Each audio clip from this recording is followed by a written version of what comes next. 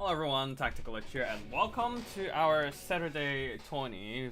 Shout out to RTK clan, especially with Big JP, for once again inviting me to cast this 20. They will be hosting the 20 on the RTK server, so if you want to join in as a new player and have a go at this new player Conquest Mode 20, feel free to do it every Saturday. Next week, I think it's Human Boy casting it. I'm not entirely sure, but I think that should be the case. And yeah, we have our first replays coming in from the players. So we are gonna start casting soon. Just let me quickly grab those replays and drop it in the folder first. Hold on a second.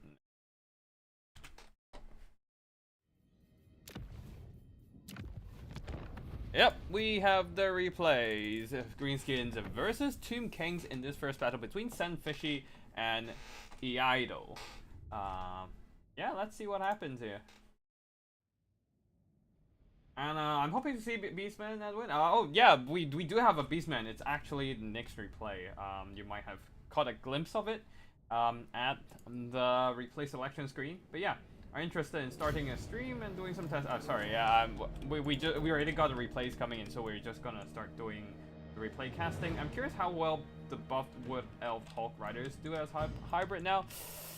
Actually, we might need to test it. I am not entirely sure, but yeah. Anyways, let's have a look at the army builds here. Greenskins versus Tomb Kings. The Tomb Kings are still bringing their mighty Sphinx onto the battlefield, while the Greenskins are getting quite a bit of Daka.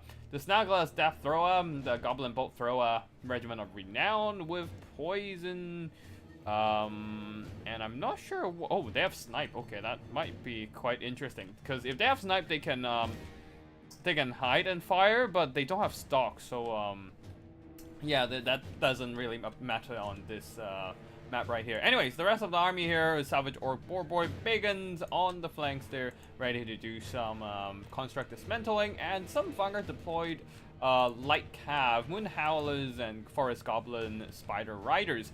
Frontline wise, just a bunch of Orc Boys and Night Goblin Fanatics with their spinning loons, plus a River Troll unit, which I'm not sure how good they are gonna be in here. But they do have armor piercing. They have the reduced melee attack thing going on with them. On the other side, for the leadership here, Goblin Great Shaman, bring a big freaking target into this fight is a pretty big mistake, I'm not gonna lie. Oshapti, especially Chosen of the Gods, will have really a good time just shooting at the big spider. Like, especially the spread shots of the Chosen of the Gods, right?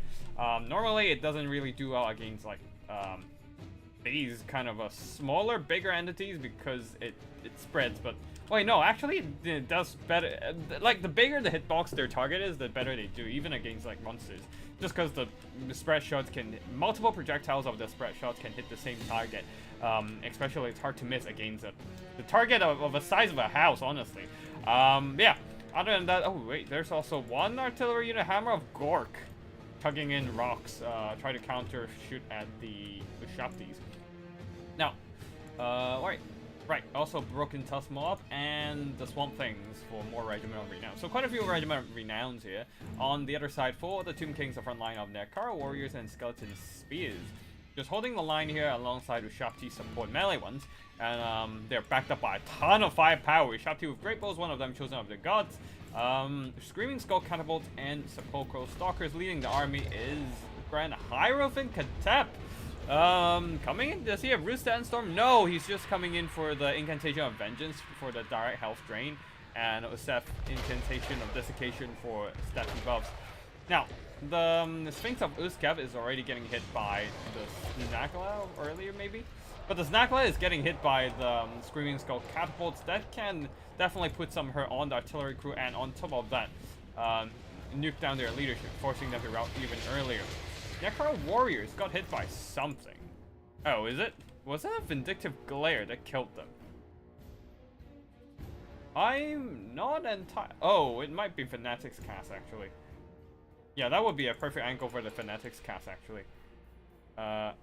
Yeah, getting some value already. Not only killing the Skeleton Spears, but definitely Fanatics cast onto the Nekara Warriors. Anyways, Sphinx of Uzkev is overextending a bit, while the Light Cavalry, Goblin Light Cavalry ambush is on the way, trying to shut down some of the Screaming Skull Catapults, while the River Trolls lowering the melee attack of the Sphinx of Uzkev, although they themselves taking a ton of substantial damage from the fire attacks of the Sphinx.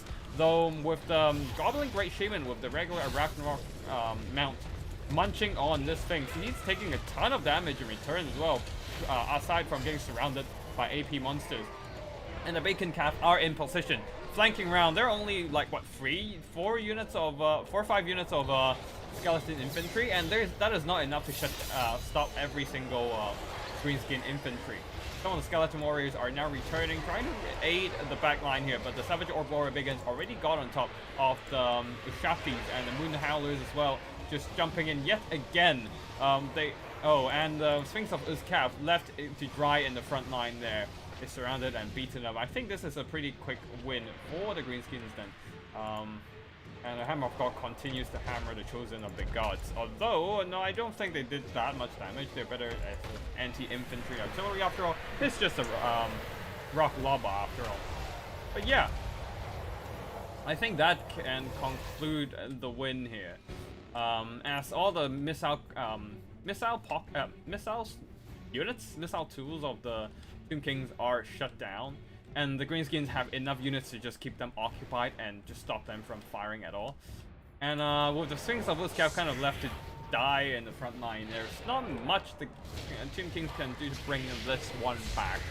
And of course, Kateb, yeah, he's just gonna get bullied by monsters and Greenskins. He's a decent melee combatant as far as caster goes, but not against a big freaking monster. A spider the size of a house.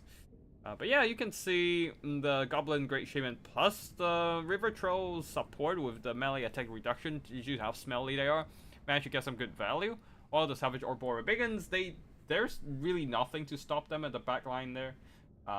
With all the investment into the artillery. Like, if you cut the Screaming Skull Catapult and just get a few more Skeleton Spears, that probably would have worked better. The Screaming Skull Catapults theoretically can win the artillery duel against the Greenskins, but the Greenskins wouldn't just sit there and eat the missiles, right? They are rushing, and when all these melee units commit into the rush, because of how many of the missile units and monsters constructs are there on the field, there's just not enough infantry to help screen out all these cavalry, infantry, and whatnot. There's only like 4 skeleton infantry in total. When there are 10 whole units of infantry and cavalry on the Greenskin side. Yeah, so yeah, I would say this Tomb King's build was a little bit imbalanced. Probably could have used a bit more bodies on the field. Like, you need the bodies, you need the infantry to tar pit the enemy monsters and cavalry before your missiles can do the damage. Or at least to buy more time for the missiles to do the damage, I would say. But yeah, that is the first battle here. Next up, we have the Beastmen that Edwin has been looking forward to. Big Total showcase a classic Total War legendary games like Rome Total War and Medieval 2 as Warhammer is. Look, I think the classic Total War has their appeal for sure. I started playing, watching Total War Rome and from Pixelated Apollo, and like I played some of the siege battles as well. Those are really fun. It's just I personally like the variety of units I see on Warhammer. Yeah, just having the ability, like it's a pretty balanced. I mean, there are some wacky shit going on in there, but yeah, there's a lot of variety you can do with Total Warhammer in general. So which you can't really find in other classic Warhammer titles, especially not in Three Kingdoms. Like, Three Kingdoms, I heard it's pretty good, but when I look into the game, it's literally the same roster for every faction with a little bit of variety thrown in there. And it doesn't make any, like, the battle itself doesn't appeal to me. But there's one really legendary Total War game that I would never get to play again, and that is Total War Arena. That was like peak Total War multiplayer, online multiplayer. It was really fun. Like the cooperation and interaction between like different units, different players, it makes the game like really really interesting and dynamic to play with, I guess, and if you can see it dynamic. But like, but it's discontinued. Fuck's sake, I can't play it anymore. There's no way we can play anymore. It was really fun when you were just trying to like, you don't have to micro a whole army and trying to do your part in the battle and try to like bring victory to your whole faction. But yeah, that was the good old days. Not anymore. I'm sad. Anyways, enough about the rant about other Total War titles. Now let's focus on Total War Warhammer right now, where you have the dwarves versus beastmen. Dwarves going with a front line of miners with blasting charges, back line with Buckman's Rangers, and then further at the back there Thunders, guarded by Slayers, and oh, the Grumbling God, providing some vigor refresh to nearby units. I assume with the vigor changes in the more recent, it's not really recent, but like relatively recent, as in like the vigor stat UI changes that we now see the vigor, how impactful the vigor is. The Grumbling Guard with the vigor refresh might be a lot more useful here, or a lot more prioritized with their vigor refresh. Anyways, leading the army is Thorgrim, Grudge Bearer. Nobody ever brings this guy. Ooh.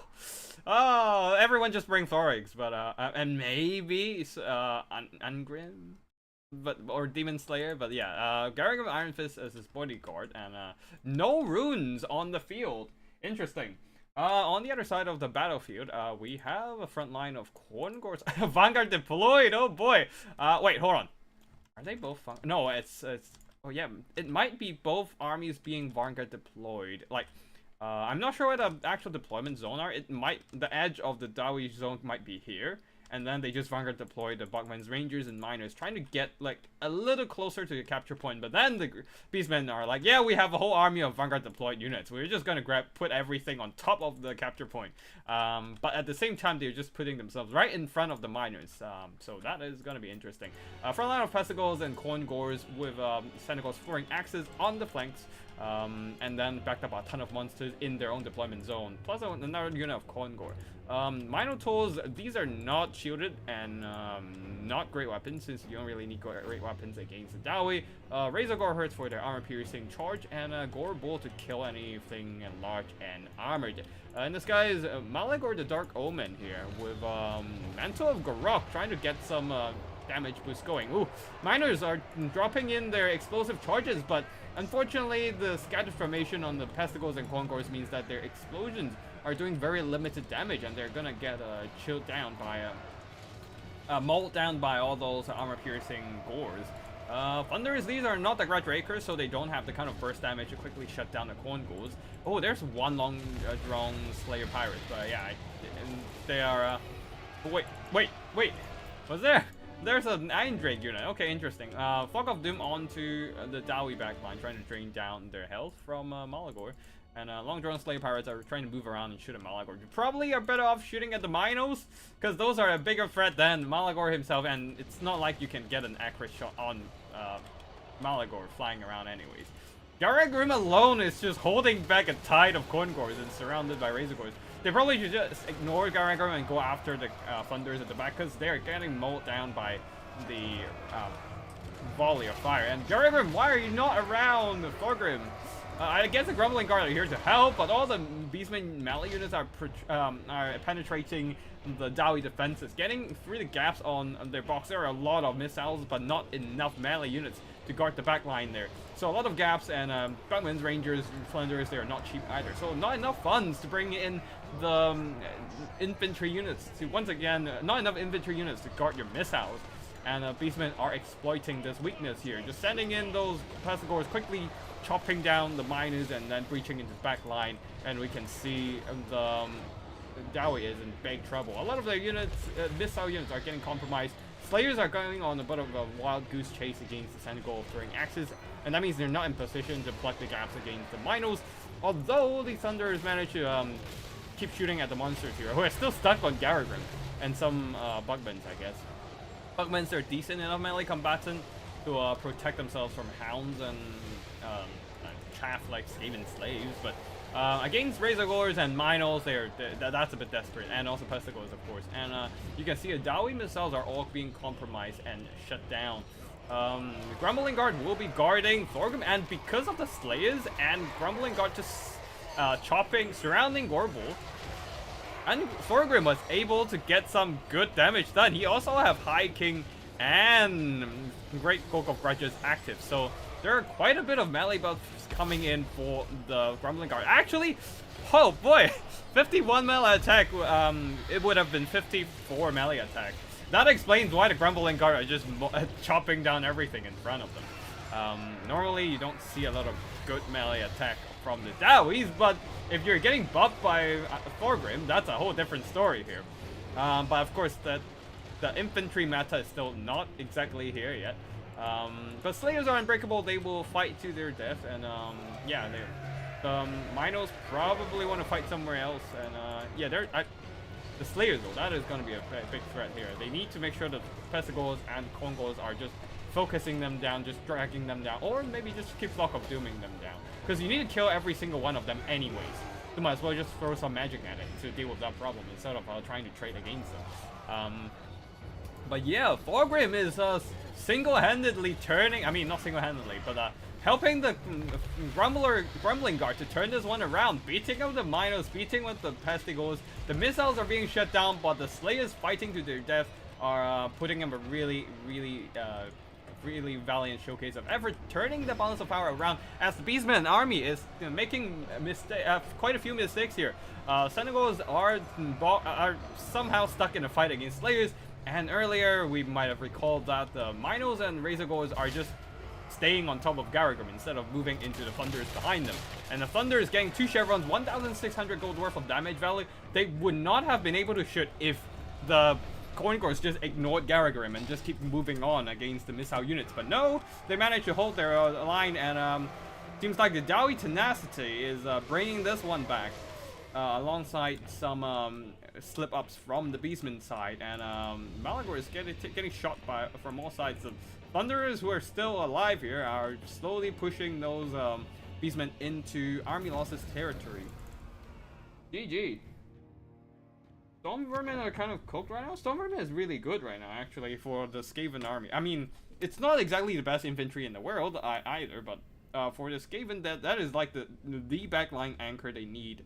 Like, usually people bring in light infantry to try and swarm the Skaven, or non-arm piercing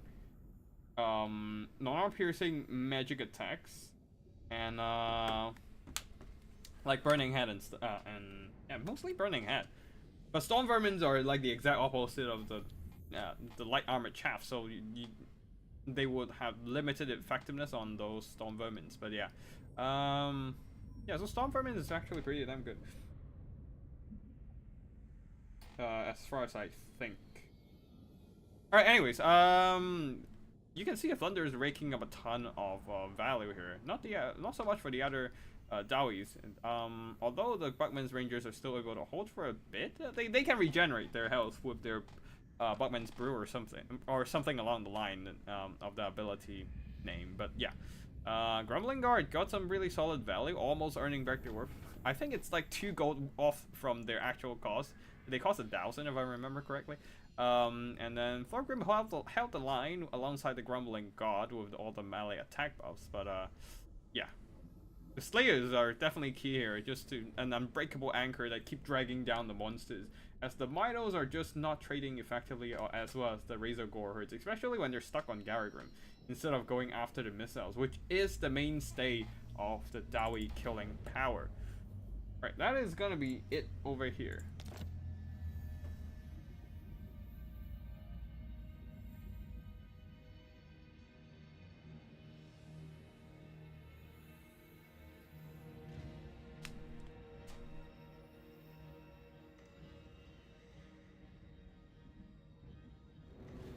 Storm Vermin is definitely a viable option here, though. I definitely would say Storm Vermin is pretty decent for now. Sometimes people bring Storm Vermin Sword and Shield.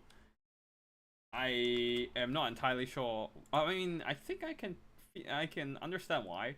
Just because some people would expect to quickly break the enemy infantry line. Like Greenskins, they would just use Orc Boys or Goblins to quickly break the and maybe some monsters. Like like trolls to break the Skaven front line. But if you have a Storm Vermin Halberd in the front line, the troll suddenly would be in a very sticky situation. And they can't break into the Skaven box as easily. So there's that. Yeah. Alright, next up. Ooh. Ooh, this is a rough one. I feel like the dwarves are in for a hard time. I feel. Although they do have 2 cannons to deal with the... well, we do have 2 Skaven versus Dawi battles? From Milky Way here. Oh, 2 very...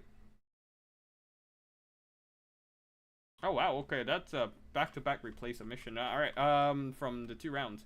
Right, we only have 3 rounds every... 3 games every round, so we should be relatively quick with the replay casting, actually. Yeah, let me just quickly do one of the quickening. First up, we have wait, what?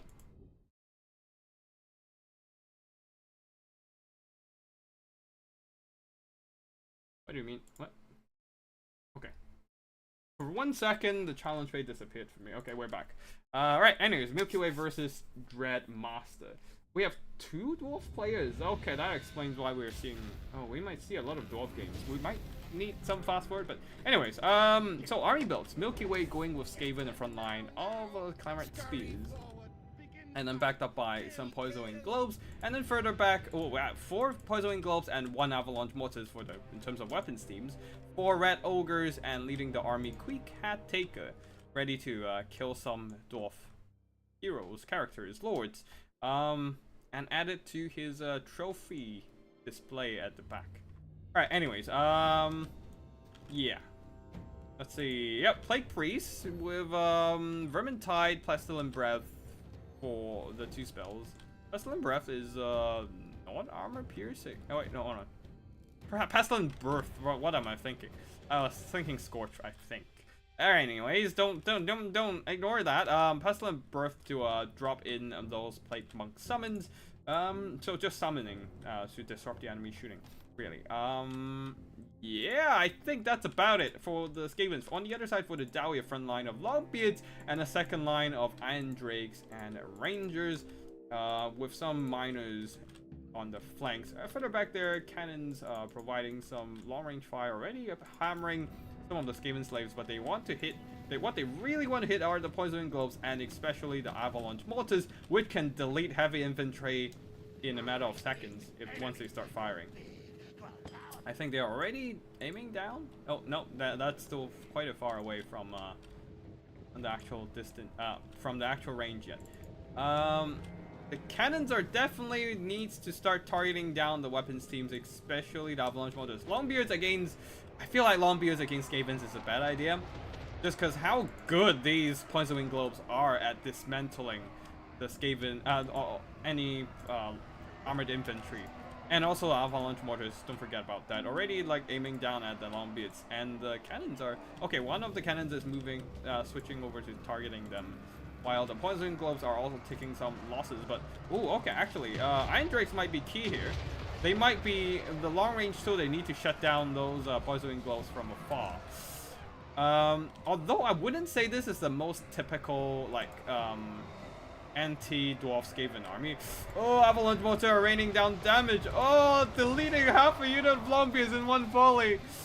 And Iron Drake's Forever Torpedoes are not firing into... okay, some of them are... oh no, they're firing into Red Ogres, not the Poisoning Globes. Oh, look at the massacre on the Longbeards. I mean, the Skaven slaves in the front line are dying, but it's Skavens, who cares?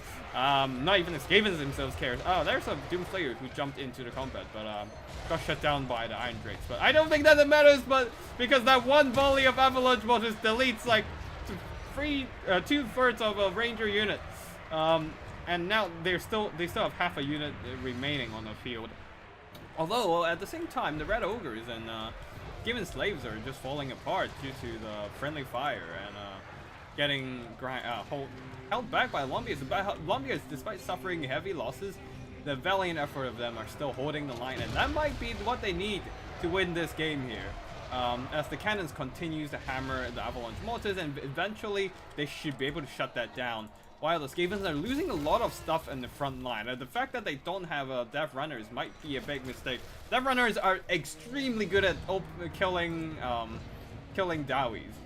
You might want that whenever you fight the dwarves, just because it's good against everything on the dwarf roster, right? It has anti-infantry, it has armor sundering and armor piercing, and it also has vanguard deployment, which means you can just drop them in the corner of the map and just send them over to flank the enemy backline from different angles. But right now, anyways, the Avalanche Mortar is still firing, despite the cannons spending 2 whole minutes shooting at them.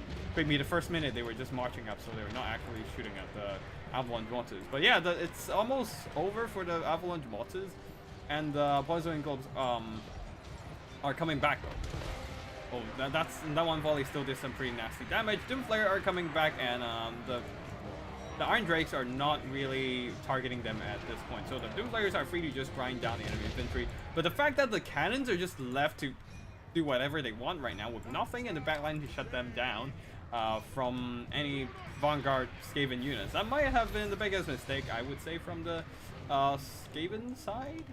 Like, you would always want Death Runners just because they're so good against Dawi. But yeah, the Skavens also need to recollect some of these regrouped units. But right now, Queek is just having a good old time in the front line. They're chopping up this poor Runesmith. And the Runesmith is being seen off by the powerful fighter here. And the Dawi as well, like the front line has finally been mowed down by a combination of Poison Globes and Avalanche Mortars and just sheer number of Skavens in general. And now they're just they just don't have any assets left to stop all these infantry from making their move. Poison Globes are close enough to start firing at the cannon. The cannons are firing point blank, trying to shut down some of the Red Ogres, but yeah, there are just a lot of Skavens on the field, and more Skavens are being summoned onto the battlefield. Yeah, that and Red Ogres regrouped. They probably won't be much of a threat overall, but they still can do some damage against the Coralists, no problem. No questions asked. And yeah, I think that might be GG for the Dawis here, as the cannons are being shut down now. And but I forgot about Balagar Ironhammer. I think the Dawi player also forgot about that. Just sending Balagar after the Red Ogres for a long time. And yeah. I'm gonna fast forward now. As we are in pretty much of a cleanup phase. Queek is going to fight Balagar. But Balagar, ashamed to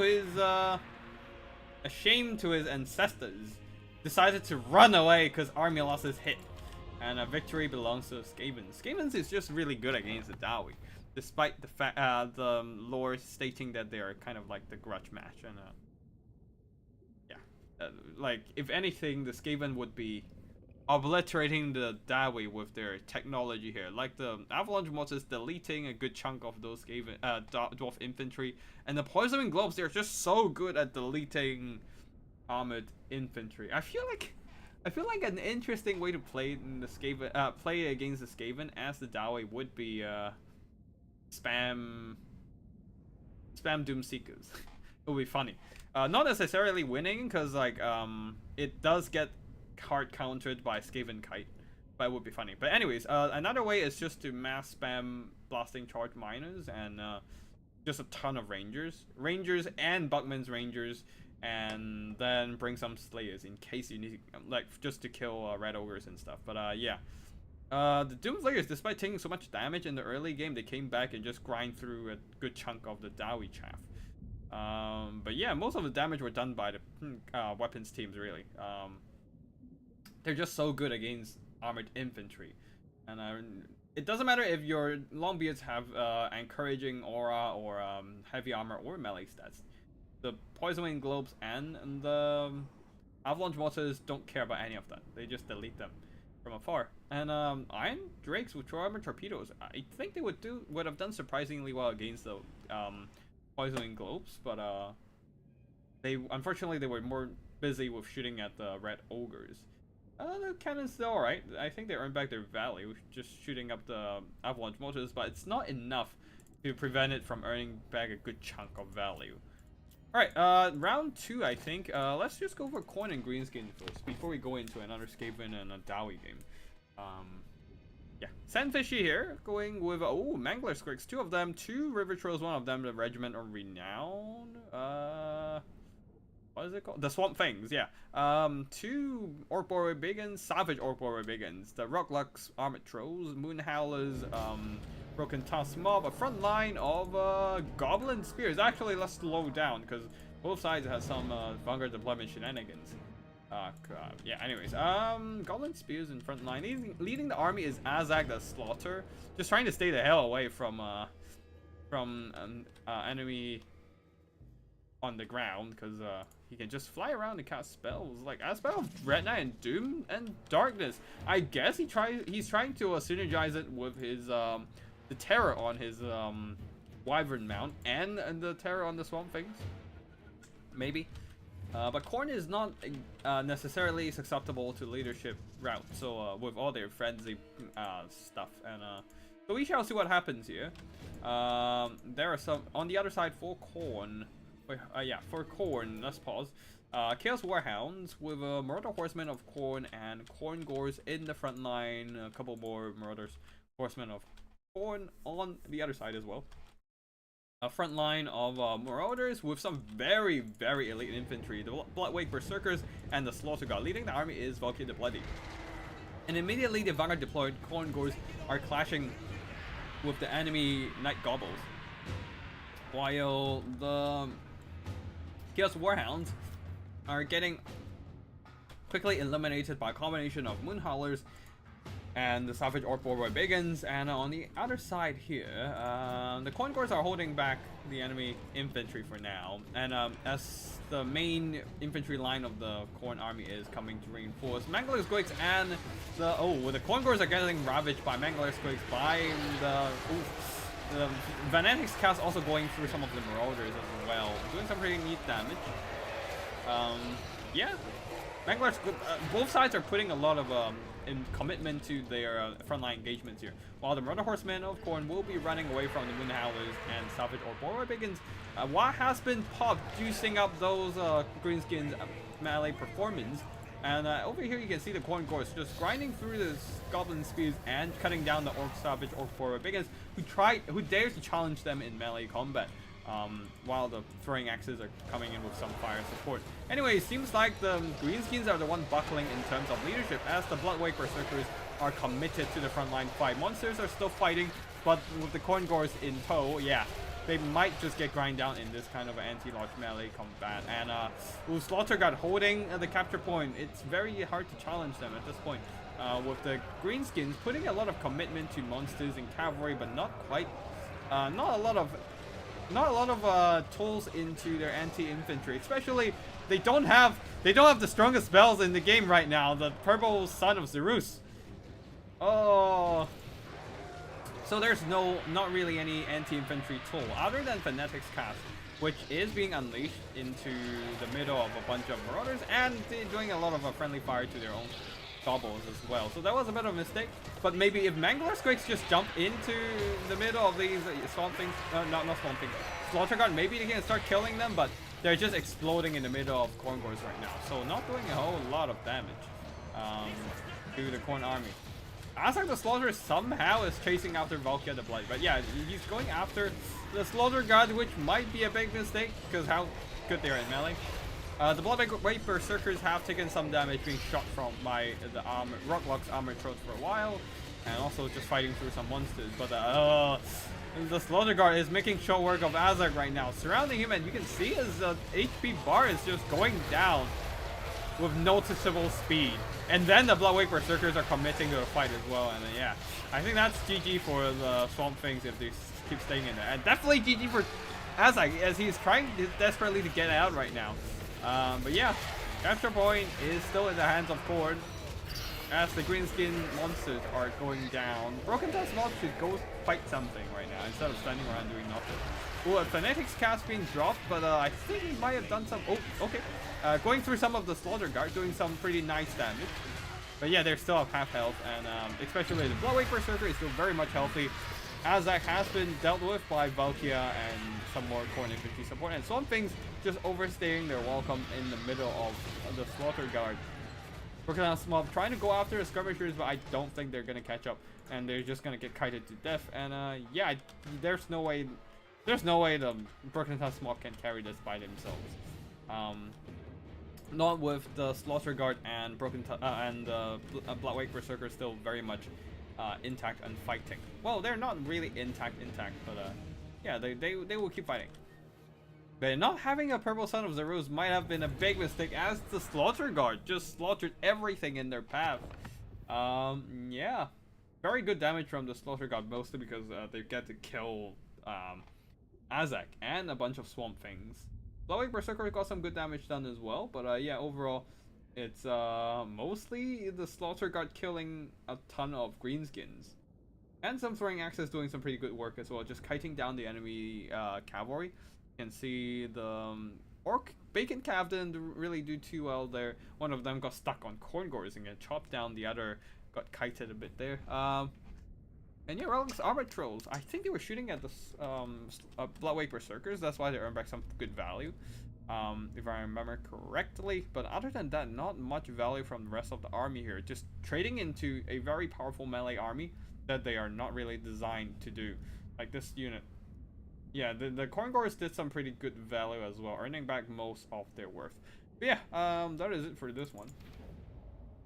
We are once again jumping into a Skaven versus Dowie battle. A very basically the same build here, but on the other side we have a more narrow dwarf build, committing more into. Ooh, there's still a lot of missiles, and I don't like seeing that. Yeah.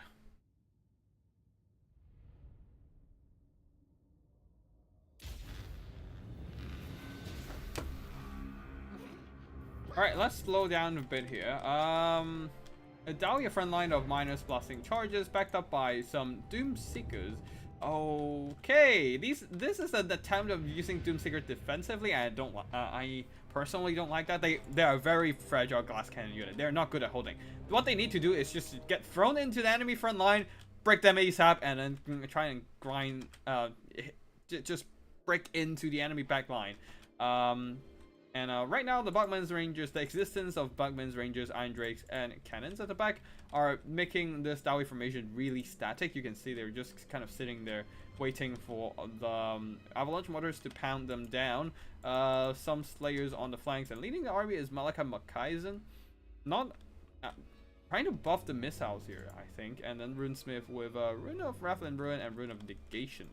On the other side for the Skavens is basically the same build, so I'm just gonna skip most of them. Front line of Skaven Slaves, and Clan Rats, just getting as many bodies in the front line as possible. 4 Poisoning Globes, 1 Avalanche Mortars, 4 Red Ogres, and 1 Doomslayer. Queek leading the army with a summoning spam Plague Priest. Not Plague, yeah, Plague Priest. And you can see that, the Avalanche Mortars deleting not only the miners, but also doing substantial damage to the Doom Seekers. Since they do have quite a few models and can take some noticeable damage from those Poisoning Globes. But you can see here, the Doom Seekers are not really caring about the Poisoning Globes here. More friendly fire to the Clan Rats and Skaven Slaves than actually to the Doom Seekers. They're holding, they're surviving just fine due to their low monarchy count on that. But otherwise, yeah, the Doom Seekers are just tearing apart those Skaven Slaves and the Skaven Chaff front line. If there are one more Doom Seeker on the field, the Dowie would be in a much better situation. And those Iron Drakes need to start shooting at the Poisoning Globes instead of or Red Ogres. Red Ogres works too. But yeah. And Doom Seekers are making some really good headway, but now they are bogged down by more bodies from the Skaven now. And yeah, the lack of melee troops really doesn't help with the Dowie rush. You can see a lot of the missiles will have to hang back and keep shooting, or just getting tied down by Skaven Slaves and Clan Rats and get bombarded by the Avalanche Mortars and getting deleted from existence. So yeah, not great. The Doom Seekers, because of how fragile they are on their last legs as well. They're still fighting, but yeah, balance of power is still relatively even though, so that's some good news, I guess. Slayers punch through the enemy front line now, going after the weapons team, trying to shut down those Poisoning Globes, but the Bugman's Rangers being so expensive have been deleted, and that is a pretty big loss for the Dowie. While the Avalanche Mortars earned back some solid value so far. The cannons are still firing, trying to shut down Avalanche Mortars, but the Avalanche Mortars have paid for themselves and then some more, so that was worth it. While the Skavens are slowly edging out on that balance of power, their Runesmith getting shut down by Quick Hat Taker, and also the Plague Priest too, having the armor piercing attack with the Plague Sensor. Yeah, cannons shutting down the Avalanche Mortars, and Slayer still fighting at the back there. But the problem are these Poison Globes who can just quickly shut down, peel off those Slayers. I mean, they can't really peel them off, but at least severely damage them. That's still possible for them. But yeah. What else? Yeah, I think that is gonna be GG for the Dowie here. The Skavens is probably gonna win this, as the missiles have been just pushed back by the sheer amount of Skaven melee troops. The Doom Slayers, nothing really is able to stop them. Getting 1,500 gold worth of damage value and still having more than half health left. They just, like, there are so few melee units, there's just not enough to guard the back line here for the Dowie. So with the cannons and Iron Drakes unprotected, the Doom Slayers are free to do whatever the hell they want. And that is going to be a victory to the Skaven. Oh, I need to disable. Most of the damage from the globes comes from the explosive armor piercing on the shots. Yeah, immune to contact if it helps more against stuff like Weeping Blades. Yes, that's true. Which matchups are good for Skaven Plague Monk summons and Storm Vermin summons? Both spells got buffs recently. Oh yeah, all the summons got their summon timer going up lately. So yeah. Right, did I not post my stream link actually anywhere?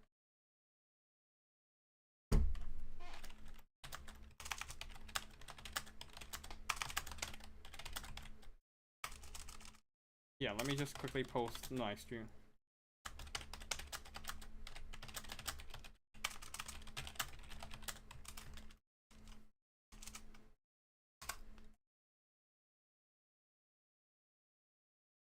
Yeah, I'm gonna quickly post some stream links across a few channels, in case people want to watch. So give me a second there. Do some self-promotion in a bit.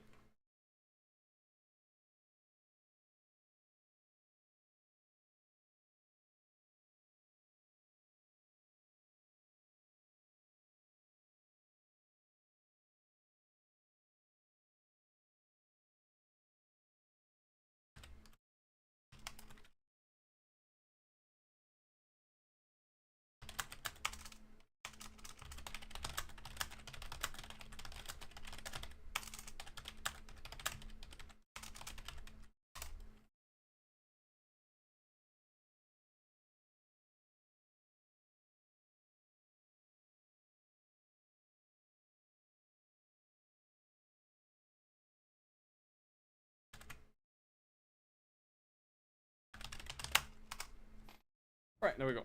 Yeah, we're done.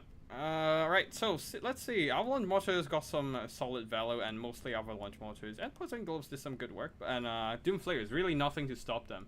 The Doom Seekers did meh. They didn't unbreak their worth. They quickly punched through the front line, but there's a lack of follow-up to exploit the breaking of the Skaven front line. All the value went into the missiles, who are relatively expensive and doesn't synergize well with the rush.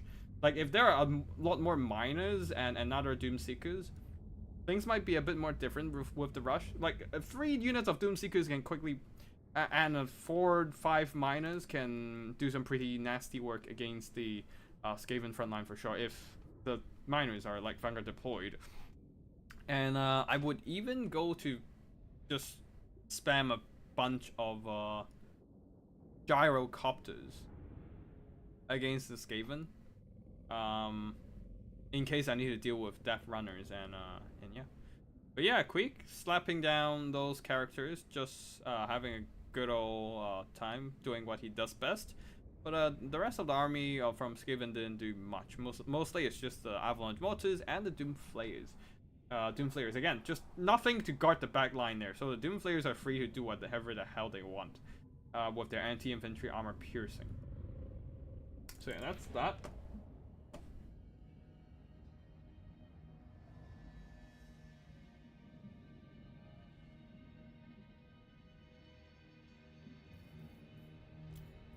And I think we should have some more replays from the 20. Yeah, we do. Wait, we have another Beastman versus Dwarf. I assume that's a different Dwarf then. Corn? Wait, we have seen Corn versus Green Skins. Yes. Beastman versus Dowie a second time because we have 2 Dowie players. Yeah, let me just quickly drop those in. Yep, there we go. But this time, the Beastman is taking a slightly different approach, getting some armor-piercing mobility. I like that. I like that take, and still getting a very Vanguard-heavy army here. 4 Corngors, 2 Pestigors, 2 Great Weapons, Senegors, and 2 Minos with dual weapons.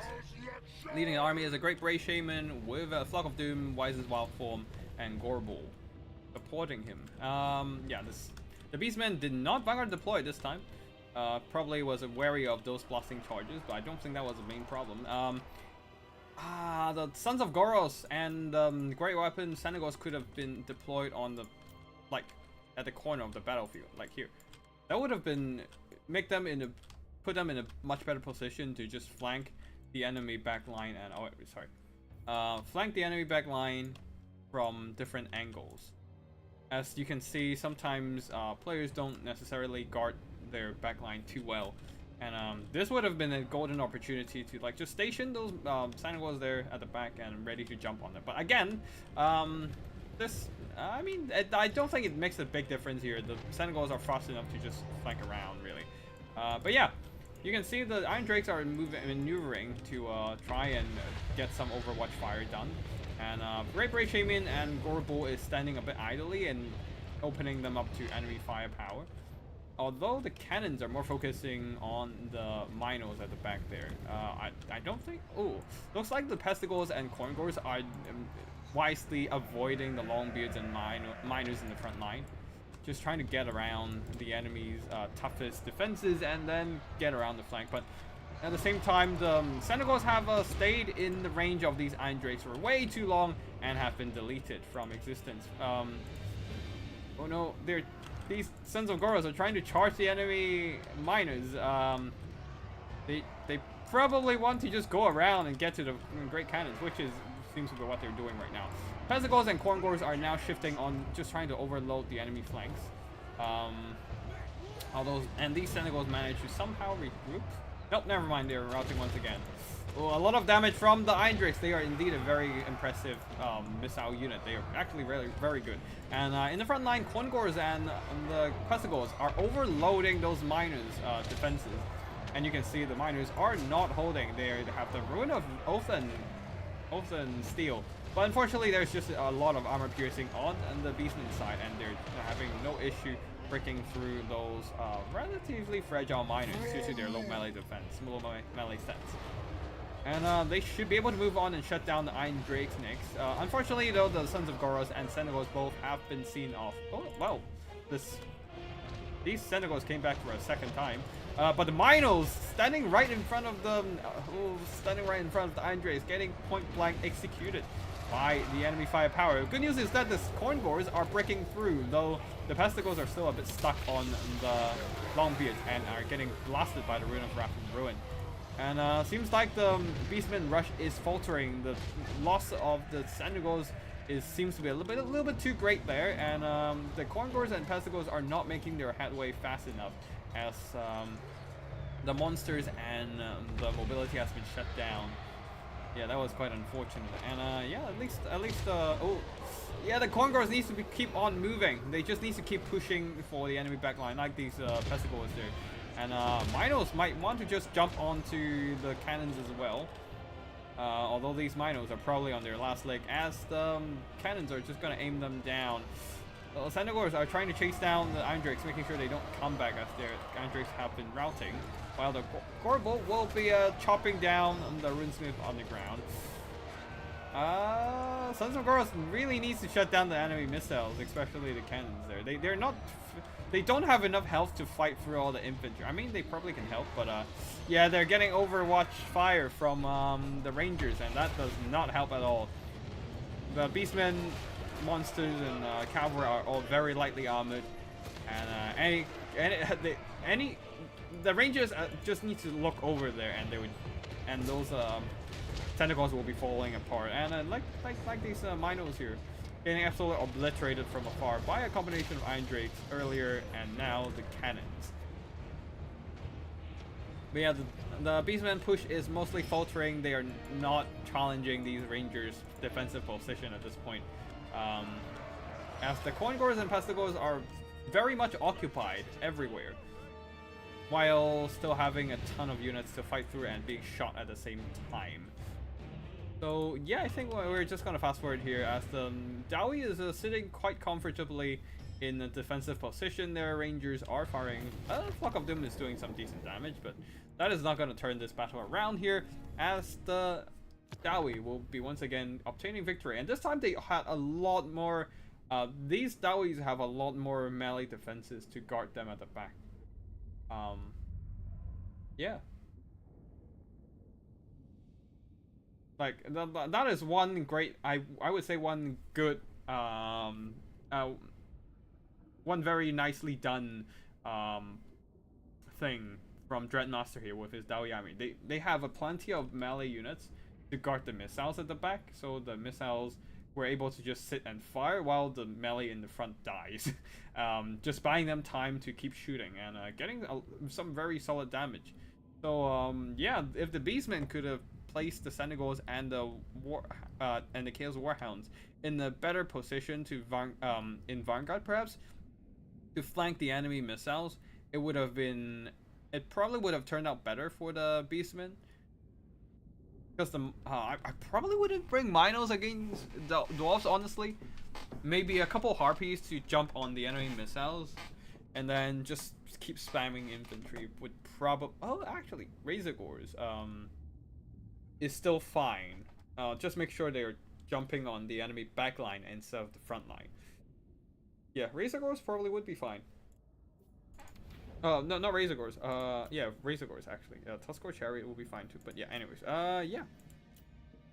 That is once again a Dowie victory. Next up we have, let's not watch another Dowie yet. We have way too many Dowie battles. Milky Way versus Dark Horse.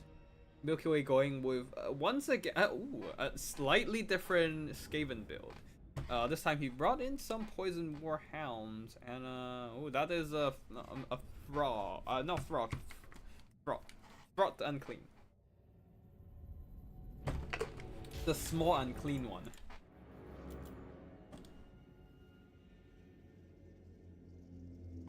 Dang, you're right, that would have been way better. Not entirely sure which, what are you referencing?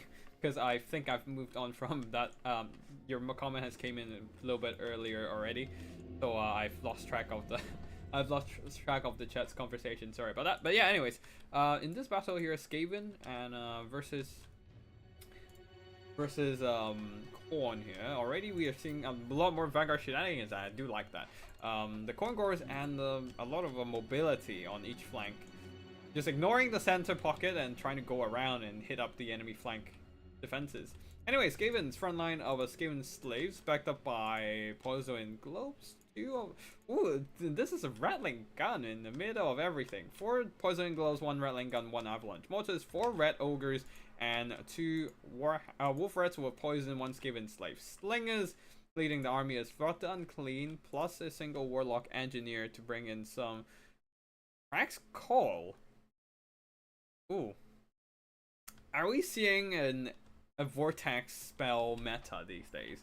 Howling Warp Gale to lock down enemy flying units, for example. Valkyria over here. Just not sure how good the Rattling Guns would be against her. And maybe sometimes you can also lock down a Bloodthirster. But today we are not seeing any Bloodthirster on the field. We are seeing Coingors on each flank. 2 Coingors, 2 Throwing Axes, Murder Horsemen, 1 Chaos Warhound, 1 Fury on each flank. It's the same on the other flank as well.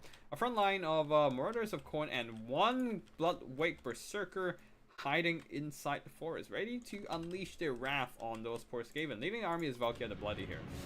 And yeah, immediately the Avalanche Mortars trying to obliterate some Khorne cores, doing some really good work, and also Poison Wind Globes just peeling them off.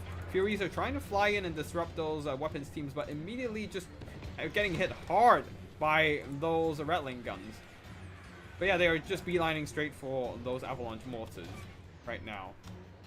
But yeah, and the Khorne cores are suffering heavy losses from a combination of Avalanche Mortars and Poison Globes. But the Khorne Furies are just such a good melee combatant, mulching down half of the Avalanche Mortars in a matter of seconds. Just unfortunately, their leadership is flimsy and they will be sent back into the warp there.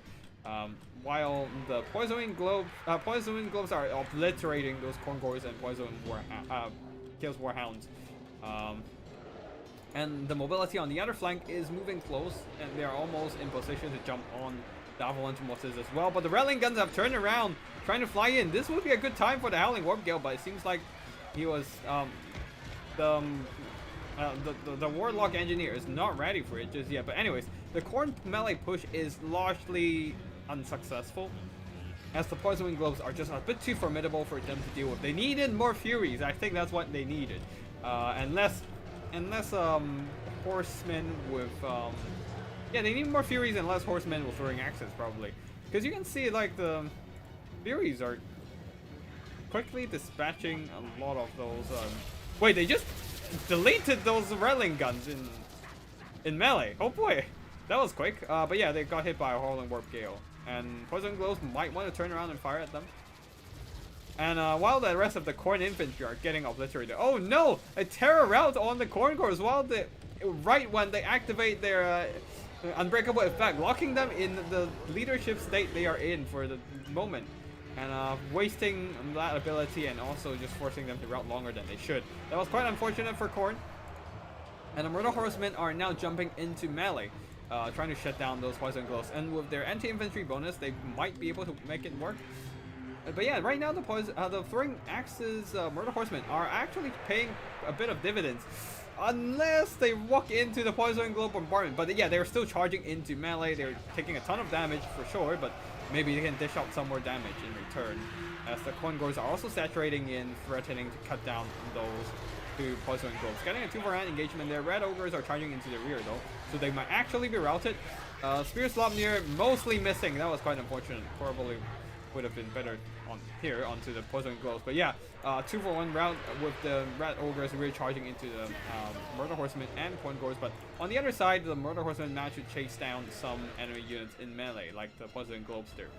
But yeah, finally the unit in reserve, the Bloodwake Berserkers, have been activated in this late game. This is what I call a tactical reserve. Holding on to that unit late game, and when the enemy units are usually weakened or distracted and doesn't really have the opportunity to deal with your elite, now you activate them and then they're walking into melee fully fresh and ready to get some fights going. Fury's now getting the weapons teams, getting the Avalanche Mortars shut down, getting a lot of damage value so far. They must have shut down the they must have been the one shutting down the Rattling guns and did some good damage over the battlefield. And now the Avalanche Mortars are done for, with a Sword of Khorne being summoned onto the battlefield, but doing very minor damage to the Poison Globes. Not that there are any better units to use it on anyways. And Furies and the Murder Horsemen are all very much committed to shut down those Poison Globes, and Valkyria the Bloody as well, because they know if they can shut down all those missile threats, then the Bloodwake Berserkers can carry the rest of the game. So yeah, we are seeing the Poison Globes being shut down. Valkyria is getting hunted down by Throt the Unclean, while the throwing axes are just chugging in those fire missiles there, whittling down Throt. And oh, there's still one more Poison Globes on the battlefield. Bloodwake Berserkers are taking some damage from those melee engagements, being jumped by some Red Ogres, and the Poison Globes are moving in to shoot. Oh no, these throwing axes needs to go into melee. Just bring those Poison Globes into melee combat, preventing them from shooting.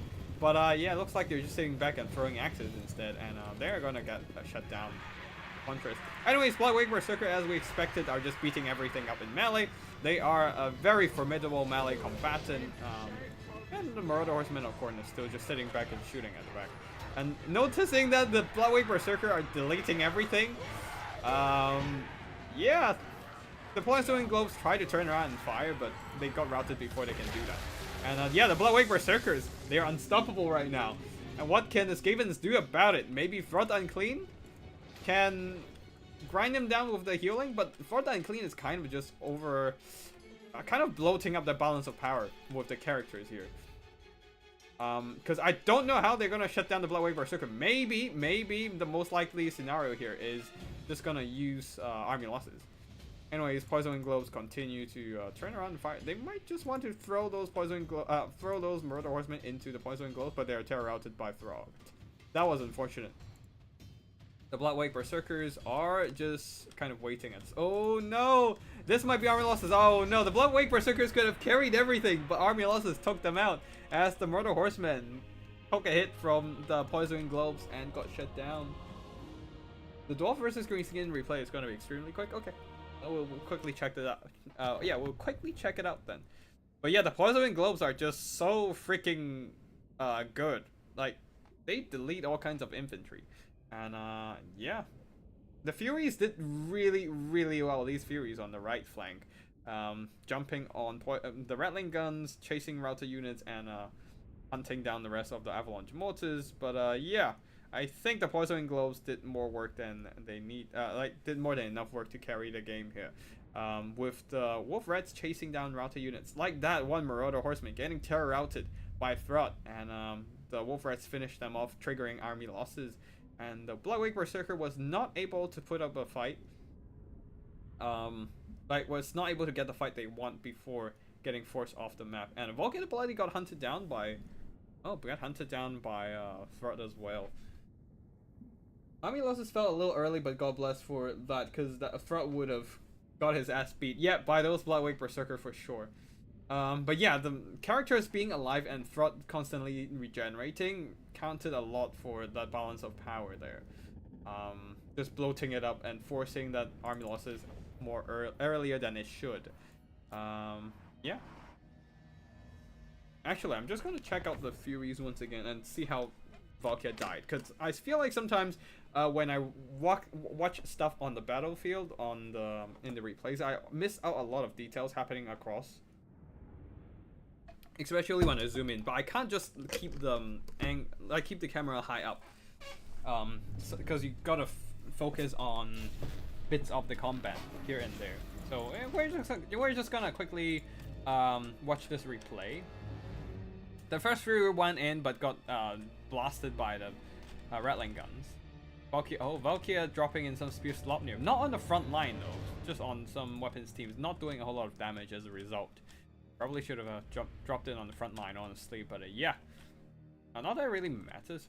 These Furies are coming in. They're not shot much by the Rattling Guns, because for whatever that fucking reason, they decided most of the unit is not going to shoot at the Furies. They immediately wiped out the Rattling Guns, which is really nice. Corn Furies are just really good, with their Frenzy adding up a lot more melee attack stats. While still being roughly an infantry, like 60 models, that's quite a bit, and yeah. Not shutting down the Furies was a pretty bad situation for the Skavens. And yeah, the Bloodwing Berserkers came in, and Murder Horsemen are just kiting out the Red Ogres, but I think they could have been used more proactively in melee. Like, if that unit can just jump into melee on these Poison Globes right now and just drag them into melee combat, that would have been really useful, just because the whole Skaven army is still very much occupied by other bits of the foreign assets. Like, these ones want to just go after the Avalanche Mortars, like they, yeah. While these Marauder Horsemen wants to jump into melee as well, just to help break these Rat Ogres faster. Like, Corn Marauder Horsemen are actually a pretty solid melee cav for fighting missile units. Unfortunately, this pocket got routed by the Red Ogre rear charge, but yeah, the Marauder Horseman definitely needs to be used more aggressively, or all over the place, instead of sitting them at the back to try and throw their throwing axes. I mean, I'm seeing quite a bit of Marauders trying to go into melee, but oh, that was painful. That's a full health unit of Marauder Horseman got deleted by an Avalanche Mortar and some Poison Globes. That was painful. Yeah, Valkyr the Bloody is actually surprisingly weak as a melee combatant, I feel like. Thrall was able to beat her out, even, which is funny. I mean, I guess there's some Red Ogre support, which helps out a lot, but yeah. Yeah, Valkyr just got chased down. Oh no, Valkyr just got chased down by Thrall with nothing to save her. Yeah.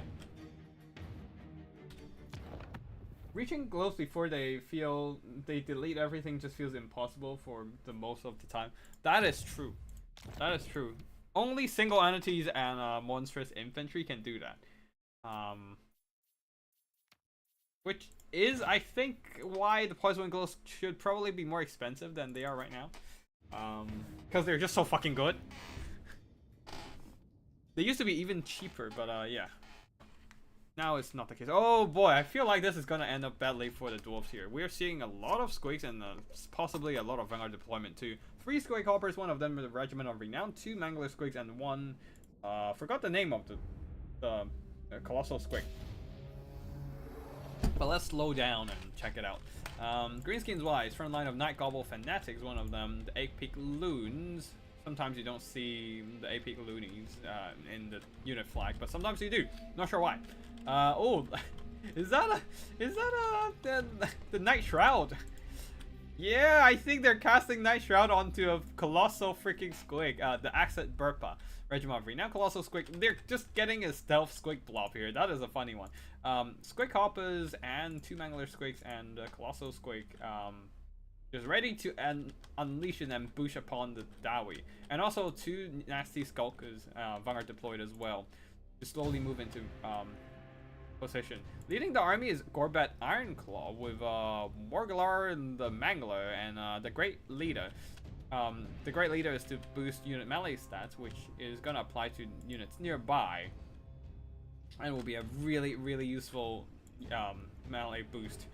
Unfortunately, this is definitely the definition of power creep. This unit is a blue tier item, so it costs like 150 gold. And then if we look at Rapun's the Mayonnaise, he has the Banner of Fleur de Lis, which is a purple tier item, costs 200 gold, but it only adds plus 8 melee attack and defense to surrounding units of 35 meters effect range.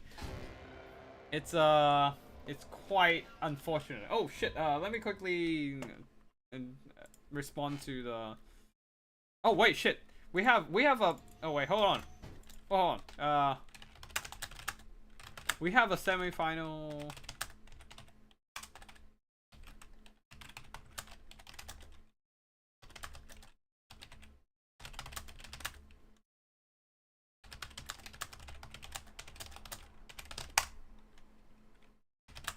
Hold on, let me just quickly check if we have a semi-finals lobbies waiting.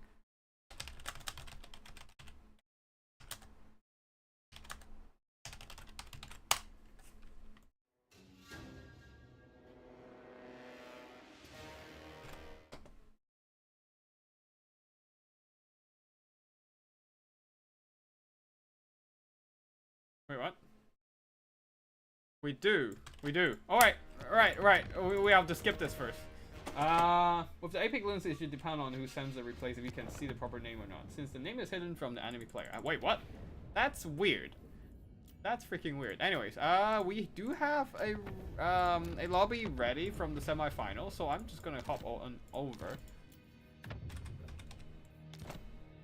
and wait for the players to go. Alright, blockers up, and I'm gonna quickly download the replays first.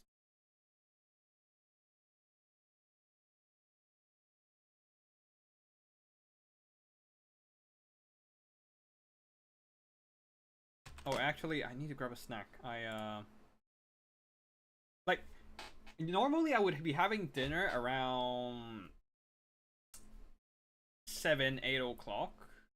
If I have, like, an early lunch at, like, 12. And, like, after 5 hours of not eating, my stomach will start going hungry. And, since we're streaming, I'm not gonna eat for an hour, 2-3 hours.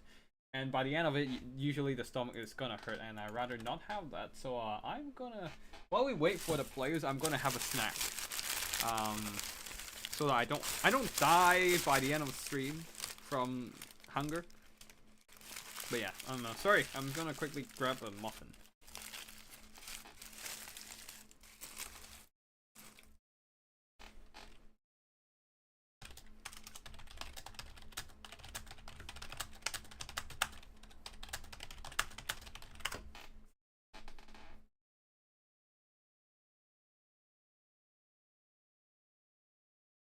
Right, I just want to say before you watch this, it's a complete massacre.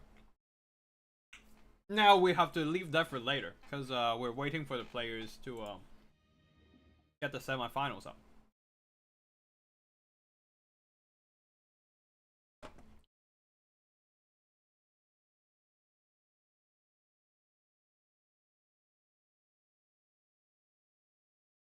Alright, I think I have the army blocker up, right? Yeah, I've got the army blocker. Milky Way is ready. Sam Fishy is spending his last couple thousand gold, so we're gonna be waiting.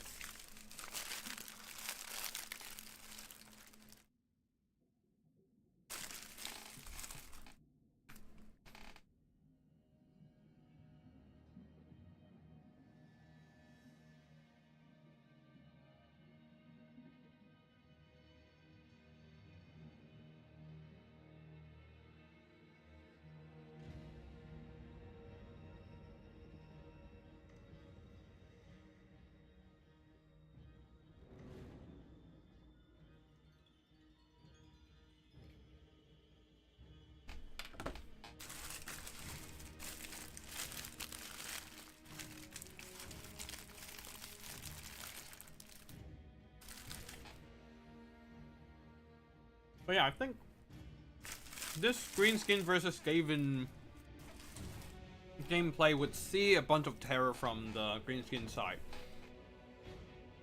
The Swamp Things, especially, like, I'm not looking. You can see I've selected the army build of Milky Way, so I'm looking at Milky Way's army build. I'm not going to talk about Milky Way's army build, but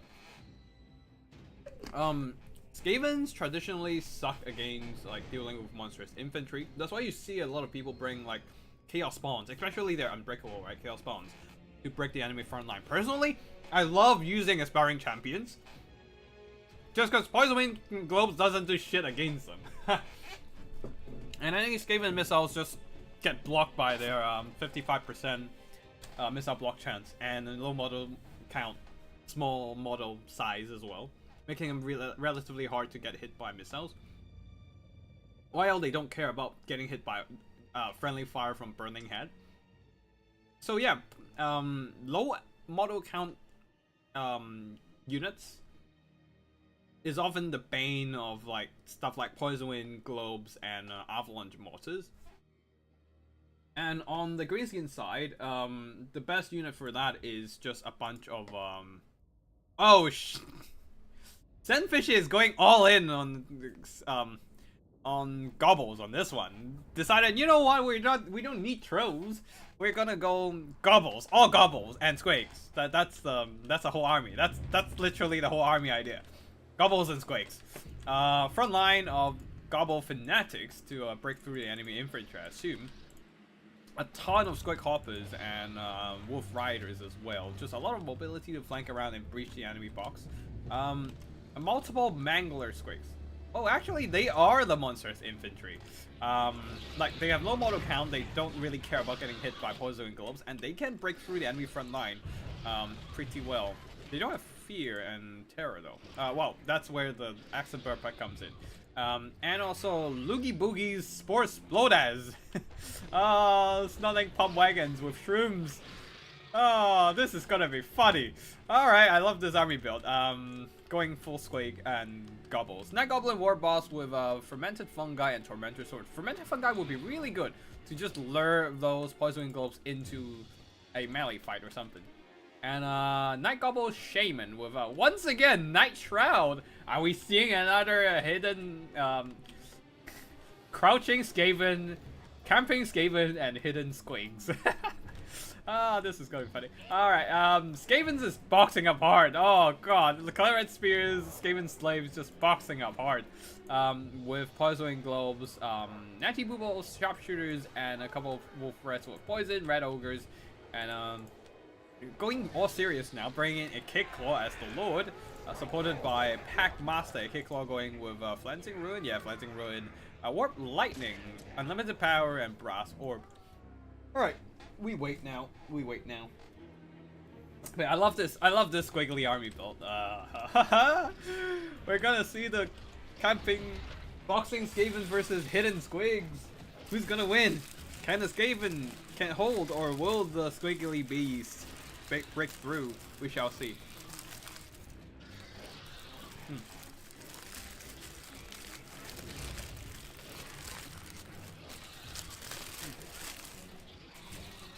Right, we need to wait a bit. Oh shit.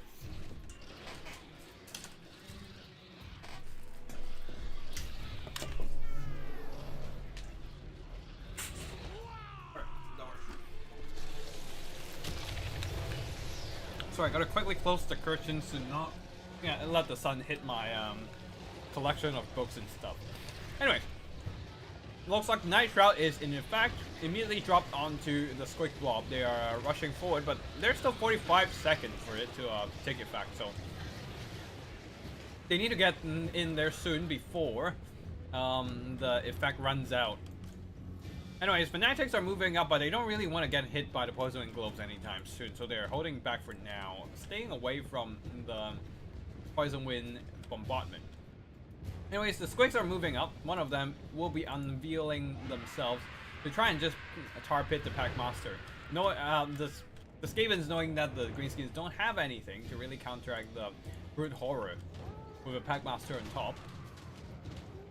It looks like they're trying to just discover some of the hidden units with the Packmaster scouting ahead. But anyways, the rest of the Greenskins mobility, the Wolf Riders and the Moon Howlers are just moving into position, ready to just jump on the enemy.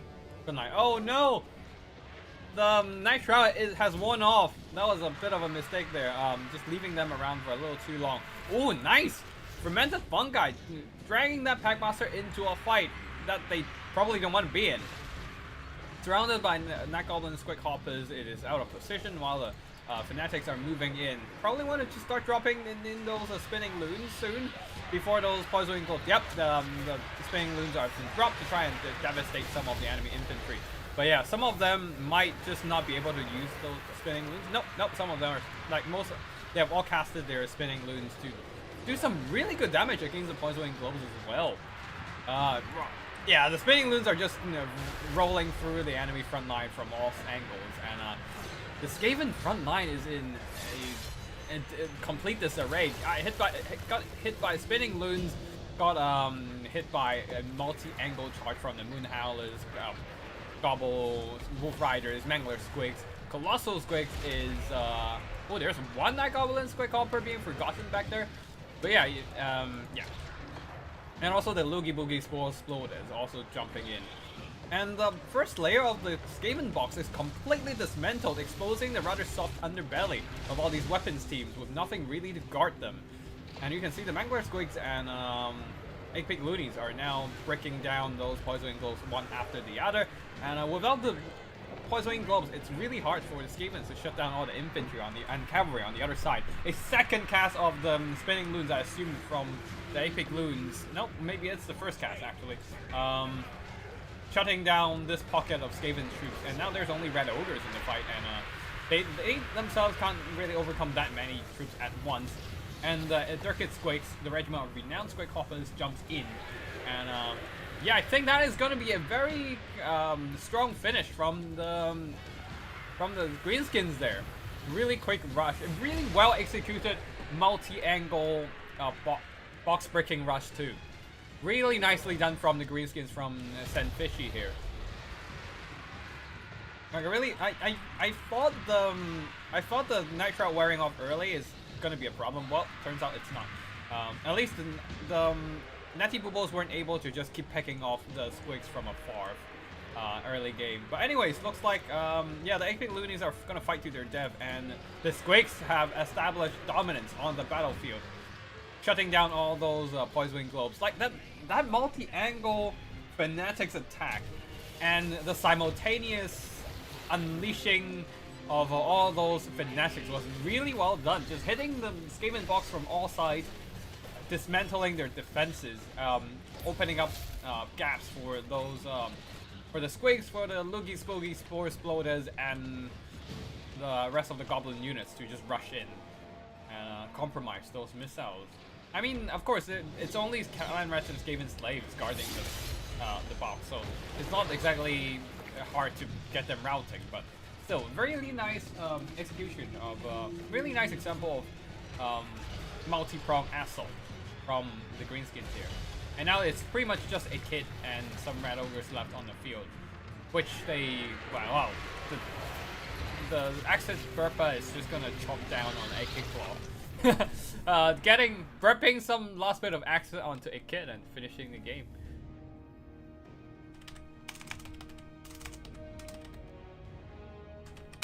Ah, shit. Typos, and couldn't get the save file done. Alright.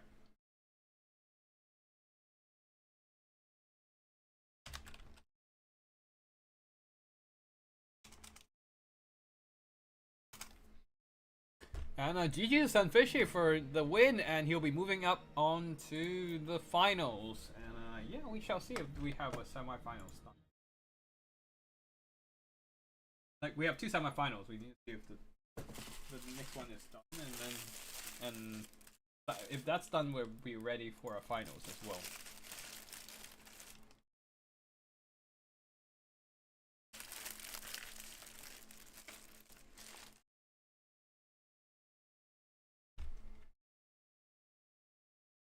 Yep, looks like the other battle is also done. So we will have our finals in a bit.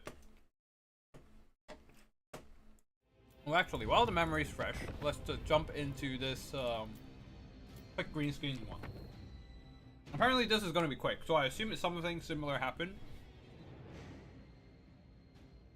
We've gone through the army builds here. Gorbat Ironclaw, Orc Shaman, Goblin Shaman, 2 Nazi Skulkers, 3 Fanatics, one of them 8-peak loonies. 3 Squig Hoppers with a Durkit Squigs, and 1 Acid Burpa. They are all going to be covered by the Night Shroud and Hideaway. Gorbat Ironclaw leading the army for the Dowie.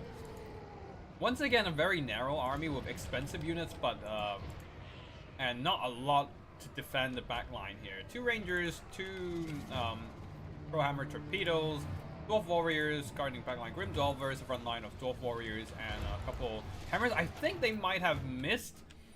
They didn't deploy properly. Either they might have AFK'd and then, or they just accidentally hit start without deploying properly. Anyways, that put the whole... Oh no! The friendly fire! Rangers got devastated by their own troops. The Gob Lovers lobbing the Gobbles on the rocks actually made the Gobbles' death paid off.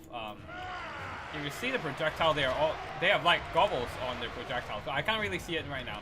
Anyways, the Fanatics have hit the front line and dropping their spinning loons all over the place. And Ex-Barpa, oh my god, the collision damage destroyed basically a full unit of Iron Drakes. Just the damage is spread out to 2 units, so half a unit each. It just went down from that one charge, and the whole Dowie army is collapsing hard. Mangler Squigs are going in, Night Goblin Squig Hoppers are going in as well. The Spore Sploders? No, these are just stalling pump wagons with the spike rollers. Rolled through the front line and went into back line to shut down the Gob Lobber. Acid Burpa is running rampant in the middle of the Peak Gate Guard. Grim Dwellers probably should have just shoot at the Axe of Pepper. I don't think it's going to make a difference anyways, but it probably would have been a better pick. Anyways, Orc Shaman decided to just jump into melee and have a share of the action of for himself. Nasty Skulkers are moving in from the rear and will be swarming the dwarf positions with their armor-piercing anti-infantry attacks. And a big, here we go, into the middle for all these Squid Coppers to just keep killing the hammers, but I don't think that's the main thing here. The main damage dealer is definitely the spinning loons, rolling straight through those 2 units of hammers, and that is a quick win. That was a quick game for the Greenskins to win this. I think that was also partly because the dwarves got caught with their pants down with the army deployment and whatnot. Anyways, I don't think this is going to make a big difference here because I don't see enough tools to protect the backline from the Dawi here. There are more than enough mobility to just walk around the wall of dwarf warriors and hammers and just get to the backline and shut down the missiles, and then yeah, that would have been a pretty quick ordeal as well. Yeah, a lot of damage from the Snotling pump wagons too, just rolling through the enemy front line. Wait, what the fuck did they do? I mean, we saw them shutting down the Gob Lobba, but I don't really see much else before and after it.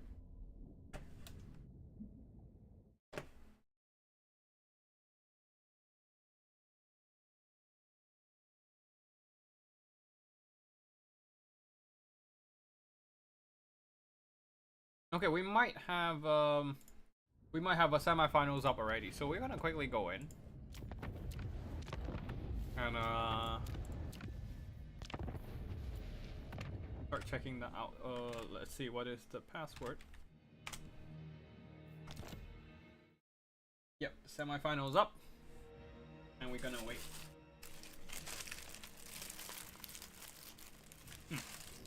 Looks like Korn is ready to go. Korn from Dark Horse versus Sandfishy with the Greenskins. 2 very fighty factions.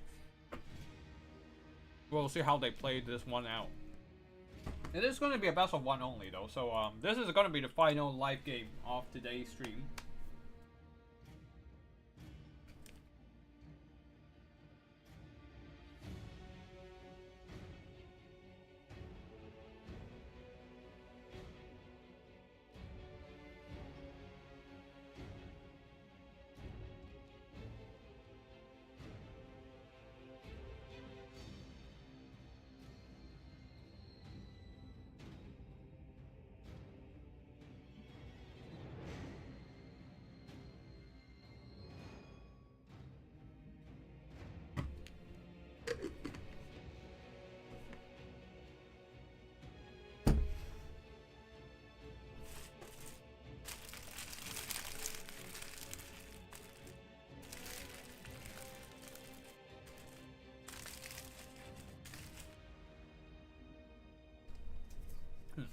One thing I'm worried about this matchup is the trend right now to counter Korn is to kite the hell out of them. And Greenskins, having a lot of good skirmishing cavalry, is definitely a suitable candidate to kite Korn. So are we seeing Greenskins fighting the good fight like they ought to be, or are they just gonna kite it with this nasty goblin tactics? We shall see. It looks like Korn is ready, and the Greenskins have 0 funds left over as well, so I think we're almost good to go.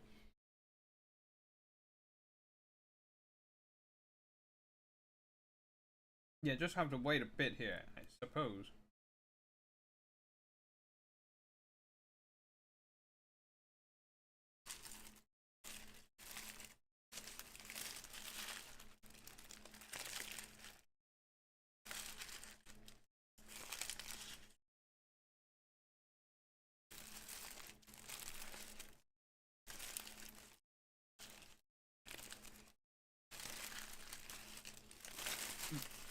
Okay. I'm done with my eating, sorry about that. But I'm just trying not to die by the end of the stream. Alright, Valkyr the Bloody is ready. With an infantry line, actually. ton of corn goers.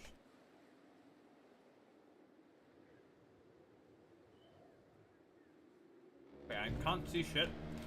Need them to wait. Need to see them load in, and they have loaded in. Oh, Valkyrie is going with a very wide army. 4 corn goers, 3 bloodletters. And once again, Bloodwake Berserkers ready to just beat down stuff in melee with their chain hammers. And then we have the Warhounds. Plus 4 whole units of throwing axes. Marauder Horsemen ready to do some kiting and anti-kiting. Valkyrie the Bloody leading the army. And on the other side of the battlefield, 4 of the Greenskins, their front line of Black Orcs, Night Goblins. At the back, we have some River Trolls. 3 units of Orc Air Boys. 4 Black Orcs with axe and shield. Oh boy! These are the great weapon ones. They are ready to hold the line and fight it out. But let's see if the greenskins will have the chance, because they are up against some bloodletters who are theoretically good into armored infantry. But with how elite the Black Orcs might be, it might not make a difference. Anyways, River Trolls backing up the Night Goblins. These are not fanatics, so they don't have the kind of AoE damage power as their counterparts. And yeah, Black Orcs guarding those Orc Air Boys. Not sure.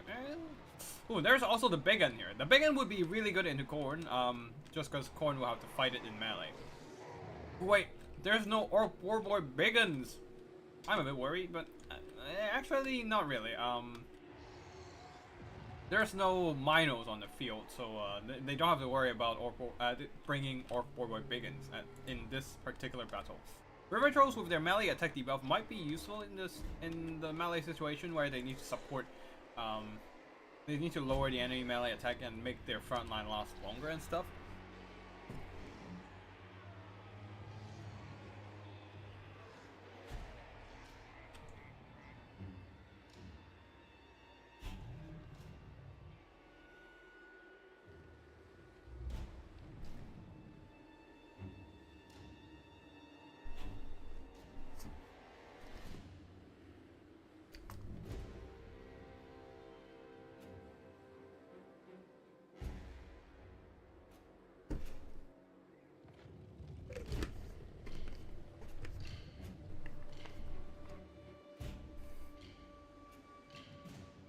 Alright. We are ready, and just waiting for the players to be. Sunfishy though, oh wait, Dark Horse with the Khorne army is getting some Farm God deployment flanking maneuver shenanigans going. While Dark Horse is boxing. He is taking the lessons of the Dawi he defeated. And he turned into a not only Dawi but also Skaven he defeated, and turning it into his own tactics. We'll see if this tactic he learned from armies he defeated is gonna pay out here. Oh boy, the Biggin is destroying those Bloodwake Berserkers. 1 shot, 3 models down. That's a lot of damage. A few more shots and then they're half strength. And it's really hard to kill Bloodwake Berserkers in melee. So that is definitely a worthy trade. Oh, Fierce Lomni onto the Black Orcs doing very minor damage due to how heavily armored they are. And a rock drop onto the Marauder Horsemen. They might just want to turn the Orc Air Boys around to fire at them. And just keep letting the Biggin to shoot down the Bloodwake Berserkers. That might have been a better call, but anyways. Valkyrie the Bloody decided, you know what, I'm gonna fight this big, giant, colossal hunk of rock. And then, here comes Scorpion Ironclaw, and the Biggin is slapping her out.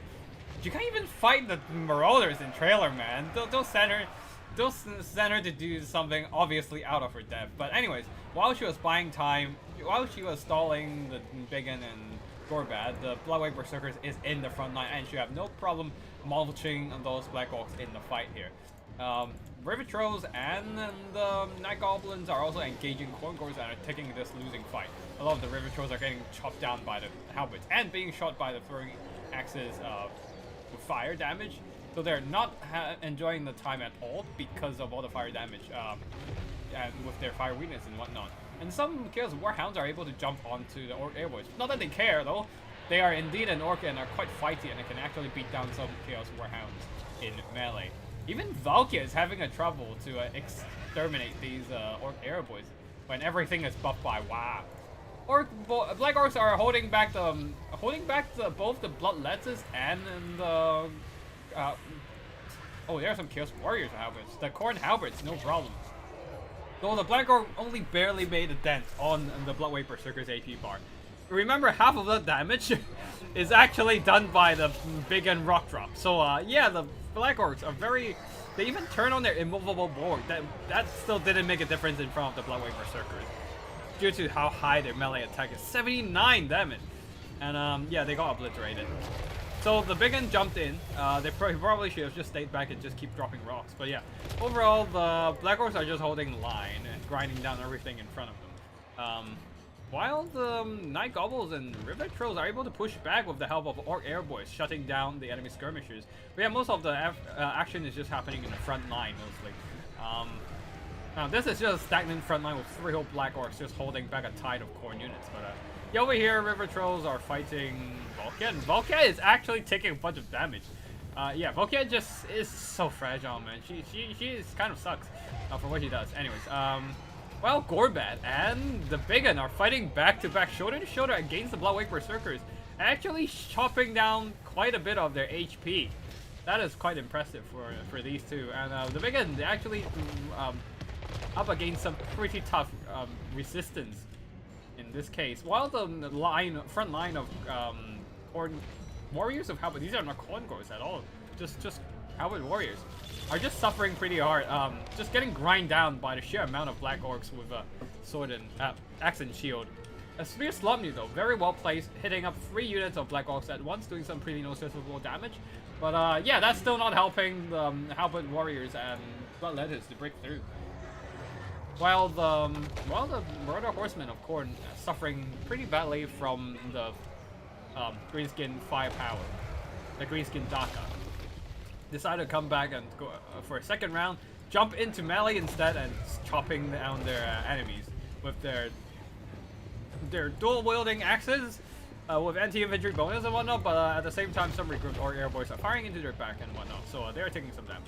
Anyways, the Big Un and Gorbat is actually smashing those Bloodwave Berserkers pretty well. I guess that's also partly because the Big Un has bonus versus infantry here, and has a really impressive damage profile. But unfortunately though, the Bloodwave Berserker also put a pretty big dent on the giant husk of rock here, and the throwing axes firing in.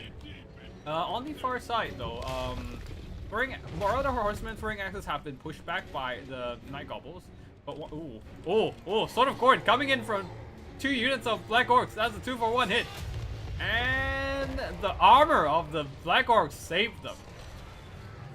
They only take like half of their remaining HP as a damage, and are mostly still holding intact, still grinding down the Chaos Warriors of Khorne. I mean, they didn't do a whole lot of damage overall, but the fact that they hold on that long is quite impressive. These guys did a bit better. But remember, these are Black Orcs, so they're quite expensive. And most likely that did not... that was not worth... like, they most likely can't really earn back their worth or anything. But anyways, the Big Un is probably going to go down to throwing axes. Just acting as a pretty big freaking target, absorbing all the firepower from the throwing axes, while the Arrow Boys can just hit it back and shoot down those Marauder Horsemen. But yeah, the Big Un somehow managed to survive with less than 200 HP, as there's one Air Boy who managed to regroup and held the line barely and shoot back, yeah, using their arrows to repel the enemy Marauder Horsemen here. Night Goblins are actually doing some pretty good work, just trying to screen off the enemy Marauder Horsemen with their sheer amount of numbers, and then allowing the River Trolls and Black Orcs to commit to the frontline fight there. Gorbat went back to the front line, and with his aid, the Bloodletters have been banished back into the warp by sheer physical means. The physical banishment with pure melee attacks and stuff. Yeah. But yeah, I think the Greenskins have an advantage right now, simply because they have so much infantry. But then Khorne also have the Chaos Warriors with halberds still on the field. It's not completely out of the woods yet for either side. Valkia the Bloody is roaming around as the Night Goblins repel the Chaos Warhounds. They can't really fight Chaos Warriors, so they're just going to deal with the lighter mobility and just screen them off with their bodies. Orc Air Boys might want to start shooting at the Murder Horsemen again, because the Throwing Axes are still a threat against the armored Black Orcs. Gorbet Ironclaw, seeing Valkia is on the ground, decided to help his Gobbles for once, and walking over and try to get a good fight going. Yeah, both sides are getting a good hit on each other, though Valkia has the help of the Warhounds, while Gorbet has the help of the Air Boys. But yeah, seems like Valkia does not want to take this fight any longer because she has way lower HP than Gorbet. One slip up and she might actually just rout. So she can't afford to take that fight, while Gorbet is just going to march over and deal with the Chaos Warhounds. Who got a good charge onto the Orc Air Boys and got some good damage, but will be quickly routed by the follow-up of the Black Orcs and Gorbet himself. Now the Chaos Warriors of Khorne are still holding. And they actually did some okay damage overall. Like they're not like specifically anti-infantry, and they don't have really good melee attacks either to reliably overcome those stupid melee defense on the Black Orcs. But they managed to hold on, and that was all they need. Things are getting quite nasty for the Greenskins right now. The 2 units of Black Orcs are being routed by the rear charges from the Throwing Axes, and that forced them into running. And with the mobility advantage of Khorne, they can freely chase down all these routed assets of the Greenskins. What does the Greenskins still have? No, nothing. All they have is just Gorbet Ironclaw holding up the balance of power, and this tattered unit of Night Gobbles, who are also on the verge of routing. A charge from the Murder Horsemen might actually put them into rout. Valkia is also in the vicinity. Oh no, these Gobbles are gonna rout, leaving Gorbet Ironclaw alone in the fight, surrounded by Halberds, who does have some armor-piercing profile with their melee attacks. And Gorbet alone is not exactly an impressive carry of the game. Like, he has his most of his value comes from all the buffs and support he can give to his army. But without his army, the buffs doesn't mean anything. And suddenly, Gorbet is completely surrounded on all fronts by the Halberds, by the Murder Horsemen of Khorne, and Valkia is gonna snap. Wait, what? Night Gobbles are somehow holding the balance of power up. What even is holding the balance of? Why does the Khorne still have so? Like, why does Greenskin still have so much balance of power? That makes no sense. Oh, Air Boys? Don't tell me these Air Boys are holding up the balance of power. Oh no, they're still walking. They're not shooting at the Murder Horsemen. They are gonna get routed. And then the Black Orcs came back. I don't even know what the fuck is happening. The Black Orcs are holding, but barely. They are trying to meet up with their fleeing lord and try to screen off those pursuing Halberd warriors. But that's not gonna stop Valkia from shutting them down, honestly. But yeah, the Black Orcs are going in. With the Marauders Throwing Axes coming in for a rear charge, these Black Orcs are going to get shut down. The leadership is going to be broken from the rear charge. And I think... Oh, that's a really close scrap. The Halberd Warriors carry the day. Like, they didn't really do a whole lot of damage, but what matters is they just keep holding. Holding down the Black Orcs with Axe and Heal. I want Khorne to win since I feel bad about army losses in our game. I think this is where it's heading. Yep, Khorne has won the game.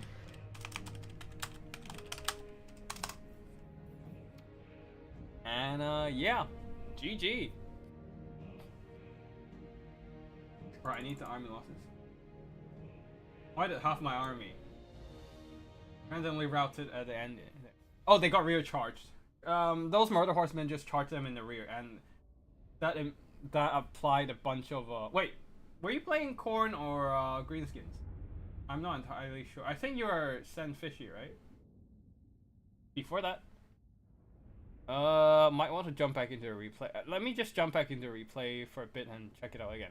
But yeah, the Bloodwing Berserker, they died to the big gun, but they still managed to put in an impressive amount of damage. So really help, also pinning it down and helping the Throwing Axes to take it down. You can see the Throwing Axes did some really good damage overall. And in the late game, they are an anti-infantry light cav with the anti-infantry bonus, and just keep charging down the enemy troops. Yeah. That's for the greenskins here. Unfortunately, the Black Orcs just really not doing an impressive job overall. These ones got dismantled by the Bloodwake Berserkers, and the others are just good at holding the line, but not really good at dealing damage. So the damage dealing was delegated to the Biggin and the River Trolls. Yeah, the River Trolls underperformed for sure, as they were fighting a bunch of Halberd warriors and Coingors. So that did not help for them.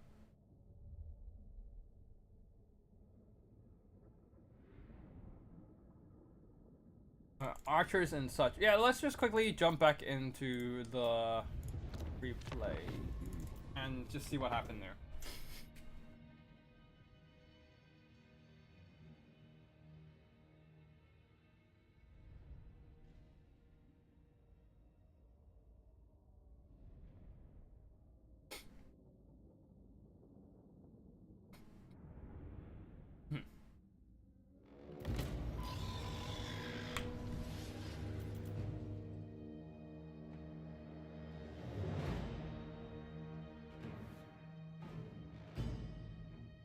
Alright, so at the start of the battle, Albert Coingors, they're just trying to fight the Black Orcs, who are gonna hold the line. Though the Night Goblins are gonna fall, which kind of expected. But yeah, the Archers definitely are prioritizing the right targets here. Shooting up the Murder Horsemen. Wait, no. Oh, they're shooting at Coingors. Oh wait, no, they're shooting at Murder Horsemen. And even if the Murder Horsemen charge them, they can still fight. Put up a decent enough fight to not break immediately. Over here, Bloodwake Berserker and Coingors flooded in and just overwhelmed the right flank, breaking the archers and such. We're gonna fast forward a bit more. Let's see. Yeah, the Murder Horsemen are still an anti-infantry mobility technically, so they can do okay damage against the Orc Airboys. Yeah. Let's see. The 3 whole units of Black Orcs are just standing there and really just not budging at all. But at the same time, the mobility from the Khorne army is free to do whatever they want, mostly. Roaming the battlefield, chasing down Night Goblins, and shooting down the monsters and such.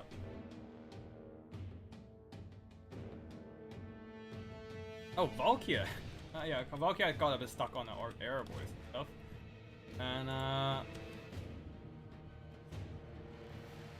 yeah, the big one broke. Unfortunately, like the archers are not shutting down the Murder Horsemen fast enough. Oh, they're shooting at the Coingors? That might oh wait, no, they're on auto fire, so they're just firing at the closest target, which is the Coingors. So they're not shooting at the Murder Horsemen, and that was quite unfortunate.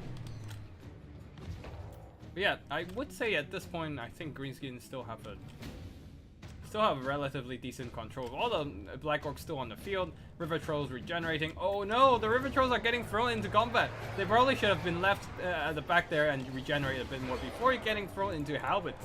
That won't help with their HP.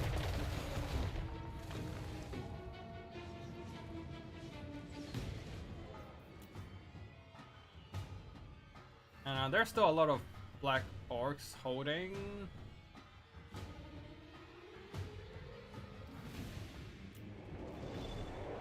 Okay, also look, he's just standing while rampaging. Oh, that. Oh. That is more of the CA wonkiness with Total War, I think.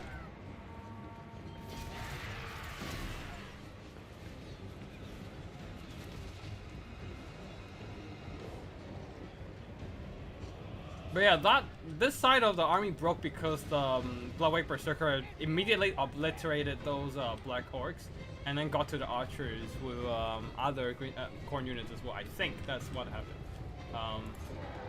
And that opened up the incursion from the right flank and get to the left, I think. But yeah, these units broke, which is kind of expected. Wait, no. Warhounds got routed, and Flooring Axis came back and just keep chipping down the Orc Airboys, maybe?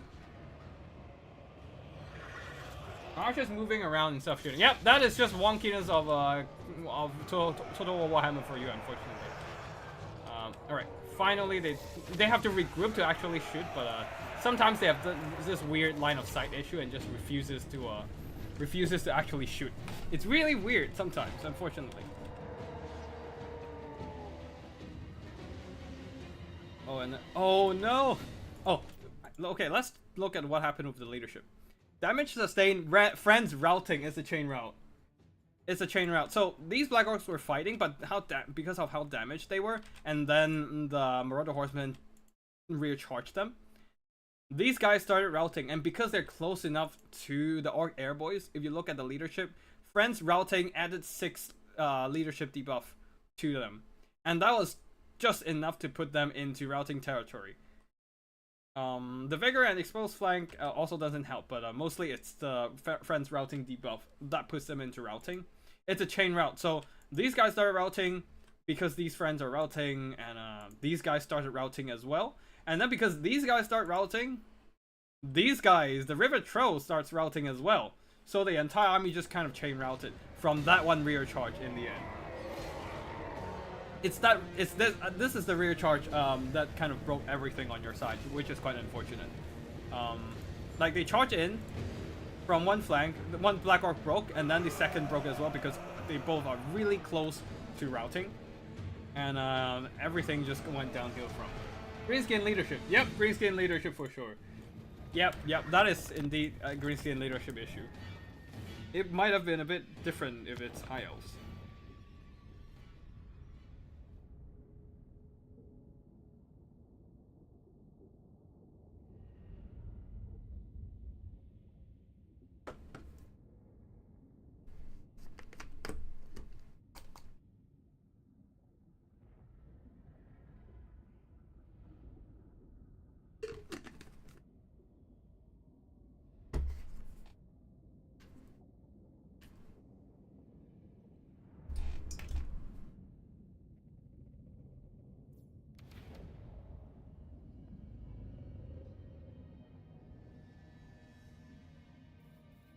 All right, that's all for the live games for today.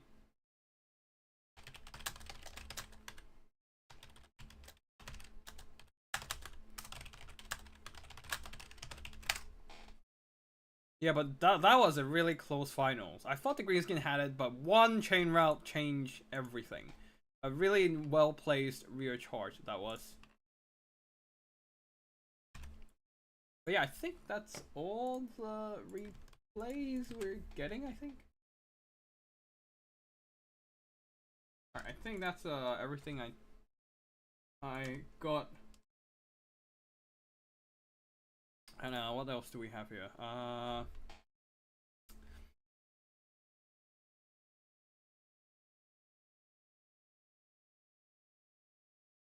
Oh, we have a second. Give me a second, sorry.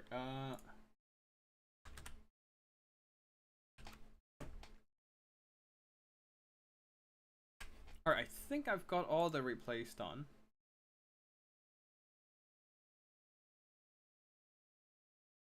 Let's see, okay, we have quite a few replays, so, I think these are different? Yeah, these are different. It's just, alright. We've seen this one, so I'm just gonna delete that. That was a quick one. Let's check this one out. Dali versus Tomb Kings. We are seeing, once again, a very, relatively narrow, Nani? Nani? Yeah, anyways, a very narrow Dawi army. 2 Iron Breakers, 3 Slayers, and 2 Miners, one of them, the Ekron's Miners, as the whole front line. Backed up by a bunch of missiles. Bugman's Rangers, 2 of them, Organ Guns. Slayers, 2 of them, and 3 of, Slayers and, that's a very limited amount of infantry. Just 2 Iron Breakers and Ekron's Miners for the front line, Slayers guarding the back, and then in the center we have all the missiles, including Godric guarding a regular Dwarf Lord, and a couple Iron Drakes with their flamethrowers. On the other side, for the Tomb Kings, already unleashing their own version of artillery with the Casket of Souls, that can definitely devastate the enemy armored infantry. Unfortunately, this volley was mostly missing their mark. Normally it is relatively accurate, but this is not the case of apparently. A front line of skeleton spears and Necro warriors and skeleton warriors backed up by a bunch of missiles. Chosen of the gods, Ushapti great bowls and skeleton archers, Ushaptis, melee ones on the flank. Oh, it's second unit of Casket of Souls, 2 units of Casket of Souls in total, Ushapti great bowl and a Tomb King Lord, just a Tomb King hiding behind the house on his chariot. Wait, no caster? Yeah, no caster, what? I'm a bit confused. Anyways, Organ Gun is lighting up the Ushapti, but those Casket of Souls needs to start taking care of the infantry, not the... I guess they can also obliterate the artillery. Oh yeah, actually, obliterate the artillery and let the dwarves come to you. That might be a good call too. Ushaptis are firing back and just picking off the enemy infantry, while the Casket of Souls are still focusing down the Organ Gun. Not that effective though while the Organ Gun is firing back, but the Casket of Souls model is too small for the Organ Gun's damage, the missile spread to hit it effectively. Honestly, the Ushapti should probably just move up and shoot at the Organ Gun while the Casket of Souls hit the infantry at this point, with the Organ Gun mostly still intact. I don't think they can I don't think they can shut down the Organ Gun fast enough. Like, dwarf artillery is relatively sturdy. Players are getting to the front line, who are actually getting shot up pretty badly by a combination of Ushaptis and archers, while skeletons are moving in to just screen and try to stop the Slayers from pushing through, but apparently they're just ignoring the skeletons and pushing straight through, which is quite weird. But yeah, the blasting charges are moving in range. The Iron Breakers, if anything, are the units that they need to blow up, need to target with Casket of Souls, but have been largely ignored. So they are getting into a frontline fight with not much of a problem so far. Blowing up a line of skeleton spears. And but Casket of Souls turning their target onto the Iron Drakes, while, well, eating a bunch of shots from the Organ Gun, finally. But they're finally doing some more efficient damage, I guess. And there's the lack of Carrions makes me kind of surprised here, because Carrions would have just shut down these Organ Guns straight up, and then you can just keep firing with Casket of Souls at whatever the fuck you want. So yeah, Gotrek though beelining straight for the enemy back line. Oh, a lot of infantry are just stacking up together, making that a perfect block for either Ruin of Wrath and Ruin or explosive charges. Which seems to be the case here. Both the explosive charges and the flamethrowers are being brought to this blob. And oh, the damage!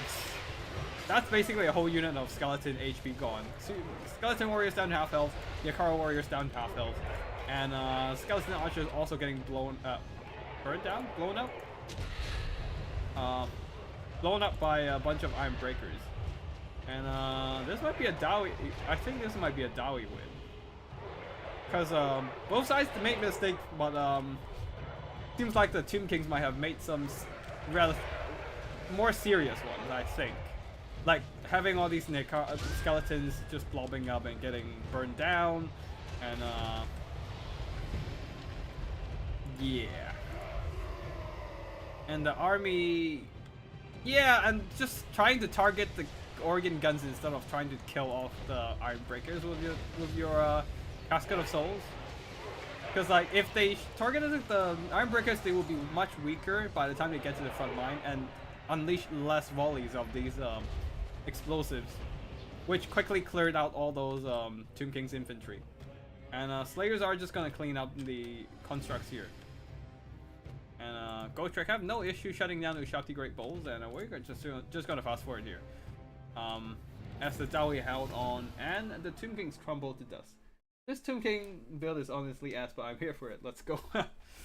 Yeah, I like the idea of Casket of Souls, But I think the targeting priority could use some work, to say the least, and probably need more skeletons in general, and some carrions too. And there's no magic. Dang. I get that it's the dwarves and you don't want to try waste magic on them, but you can also bring in something like Naru's Incantation of Protection, which helps mitigate incoming damage from the Dawi with the physical resistance, or boost your own units up with Incantation of Curse Blades. But yeah, the organ gun rack up quite a bit of value because it's a Dawi artillery. It's pretty hard to shut down with an anti-infantry artillery. You need to use an overwhelming amount of anti-artillery to shut it down, not a Cascade of Souls. And then the Slayers got some really good damage value, and the Iron Breakers made it into explosive charges throwing range without taking much losses because of the targeting priority there. So yeah, there's that. Alright, let's get something different. Greenskins versus Skaven. Army losses, I guess. I don't think we've seen it, but Milky Way bring a mostly similar build. 4 Poison Gloves, 4 Red Ogres, and 1 Avalanche Mortar. The rest of the army might change from time to time, but this is like the core of his army. Anyways, 4 or 5 Clan Rats of with spears and shield. Let's do this. Hold on. 4 Clan Rats, 5 Clan Rats with spears and shields, and a mixture of Clan Rats with shields and a Skaven slave somewhere. No, just Skaven slave spears, one of them.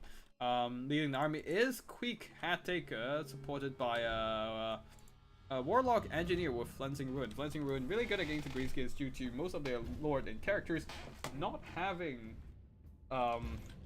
any access to self heals. Anyways, for the Greenskins, the front line of Goblin Fanatics, Vanguard deployed, and a ton of Squigs. And this time there are indeed orcs in this build. Savage Orc Boardway Biggins and the Broken Tusk Mob. Plus Giant River Trollhag there. Leading the army is a Night Goblin War Boss. Moon Howler is hiding in the forest with nasty skulkers as well, ready to unleash an ambush on the enemy troops. Anyways, Avalanche Mortars might have been on fire at will, so they're just targeting the closest unit that is visible to them, which is Night Goblin War Boss. The rest of the gobbles are stalking, so you can't really see them until they engage and they got too close to your own units. So most of this Greenskin army is invisible, other than all these half a unit of these Broken Tusk Mob dead from that volley, and a bit more damage to the Salvage Orc War Biggins on this flank to Avalanche Mortars. But yeah, most of the Greenskin army is just the front line is invisible at least. And now finally the Night Goblin Fanatics got too close and got obliterated by one volley of these Avalanche Mortars. Wait, I thought they're stuck. No, they're actually revealed. They got too close. Never mind. No, they're just standing around. But I guess here comes the Purple Son of Zerus, hitting both the Skaven slaves and Red Ogres. Not the stuff in the front line, not the Poison Globes. I would say hit the Poison Globes would have been a bigger priority here, because all these Fanatics, they couldn't even get close enough for the Fanatics cast. And they're just getting deleted by the Avalanche Mortars and stuff. One Fanatic cast was successful, and it got through some of these Poison Globes. But the other three Fanatics casts are just not there. And Poison just peeling off all those gobbles. The Squigs are engaging, but most of the Skaven box is still holding. Nasty Skulker is venturing forth with their ambush, but and Colossal Squig pushing in as well with not much really to stop it, other than Red Ogres trying to pin it down desperately.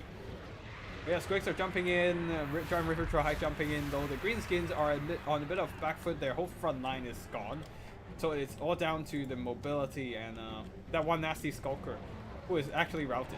And then Savage Orc Boar begins jumping in, trying to beat down the Red Ogres here. But Avalanche Mortars still firing. Nothing really to shut them down. And that deletes those Savage Orc Boar Biggins as well. Quick Hat Taker and some Climber Spears are taking on the Squig and the Night Goblin War Boss himself, while a Flensing Ruin trying to help out Quick in this fight. And indeed, it helps out a lot since the Night Goblin War Boss, even on the Squig, doesn't have the most HP pool. So yeah, the Skavens are holding on in this box, holding on their position pretty fine. Although these Poison Ghosts might want to stop shooting because they don't want to hit that Giant River Troll hack with that Poison Globe. It's not going to do much damage, and it's going to be a bunch of friendly fire onto the Avalanche Mortar as well. Not that it matters right now, because the Poison Globes are a bit too busy getting thrown around by the purple Son of Zerus. Good news for the Gracian is that the Accent Burpa is still very much healthy, hopped in, and absolutely stomped those Avalanche Mortar and Red Ogres. And the Gobbles don't really have much to counter that right now. Other than trying to desperately pin it down with Red Ogres and surround it with spears. I guess Quick Hat Taker can try to take it on. But it's gonna be rough. And the Mangler Squig also just rolling through a bunch of Skavens, mangling them and doing some really good damage. Now they're jumping over, but yeah, the Accent Burpa is surrounded by Quick and the Red Ogres, which is not great for it. Taking a bunch of damage already. Maybe it will die and just take down a bunch of stuff with it, but yeah, right now the Squigs are helping out a lot, just chasing down all those scattered forces of Poison Globes as the Skaven units are thinning out there, losing the protection for the back line there. And Squigs, which is pretty much the only mobility left on the field. All those there's still some very tattered Bacon Cap around, but the Squigs are way healthier, and they are just chasing down all these weapons teams and trying to shut them down with their anti-infantry, anti-armor. Accent Burpa, though, has been taking a lot of damage from the Red Ogre Surround and Quick Hat Taker as well. Slapping down that monster with his superior melee stat and forcing it into a rout soon. And actually, the Greenskins, unfortunately, will get hit by the army losses as more and more of their units are getting peeled off. I feel like there's still a little bit more left in the fight, but army losses hits. Yeah. With their units just dropping too low in health, I assume. Especially the Accent Burpa, a good chunk of their balance of power lies in this monster, and it's just getting weaker and weaker.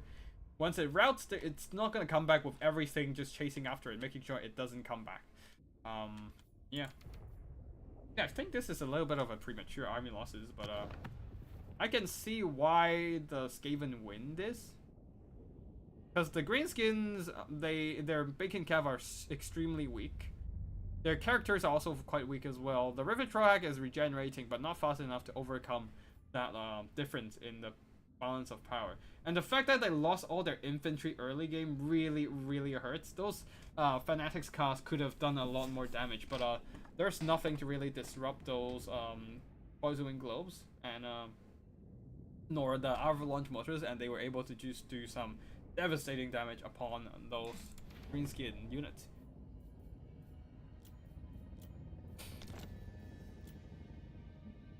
Alright, next up, another Dowie game, this time versus Khorne.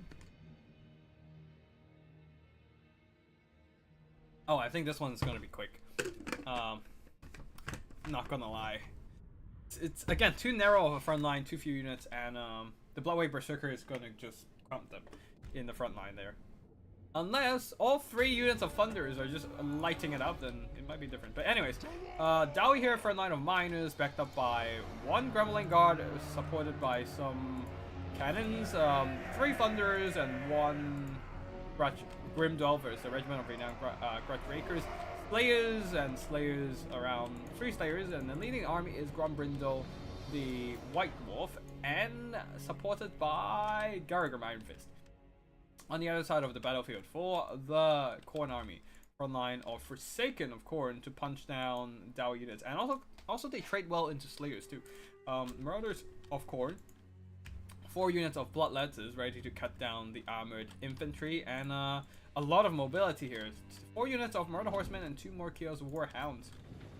But immediately they got too close to the Thunders and Grudge Rakers, and they're gonna get immediately shot up.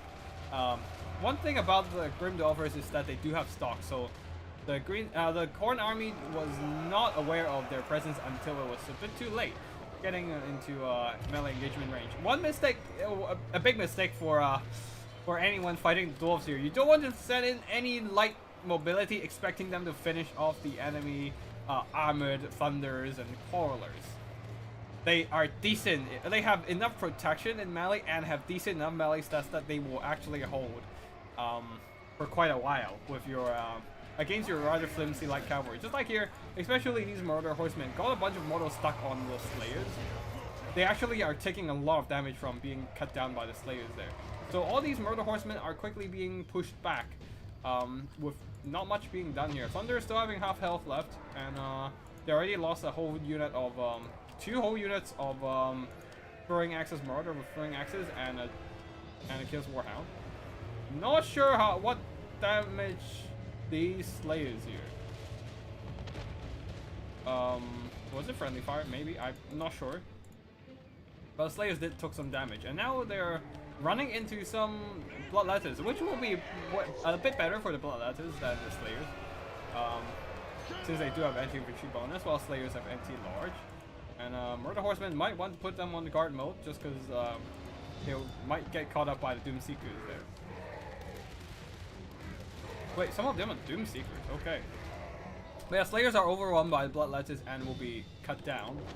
While the front line there, Miners are duking it out against Forsaken, but Forsaken, of course, being the superior melee infantry, will make short work of them. While here, Bloodwake Berserkers and Grumbling Guard trading relatively equally, but you can see the Bloodwake Berserker is now soon overtaking the damage here. They must have been shot by the cannons before they engaged in melee. Yeah, that's probably the case. And Bloodletters is clearing out the flanks there, moving into the back line, now starting to work on the Thunders, and the Thunder Scratchbreakers are all cleaned up by the Bloodletters. We're gonna fast forward here, as the Bloodletters can now just pick off the enemy gun lines one after the other. Bloodwake Berserker still having half health left, and completely obliterating the Grumbling God. Forsaken and Marauders are just targeting Gargrim, not making sure he doesn't go anywhere to disrupt the rest of the Khorne army, and that shall be a Khorne victory with the Dowies here. Unfortunately, not having enough assets to defend the missiles. A very powerful missile core, just not having anything to protect it, and it was not able to survive the onslaught and put down the incoming Khorne forces. That is going to be it for this one.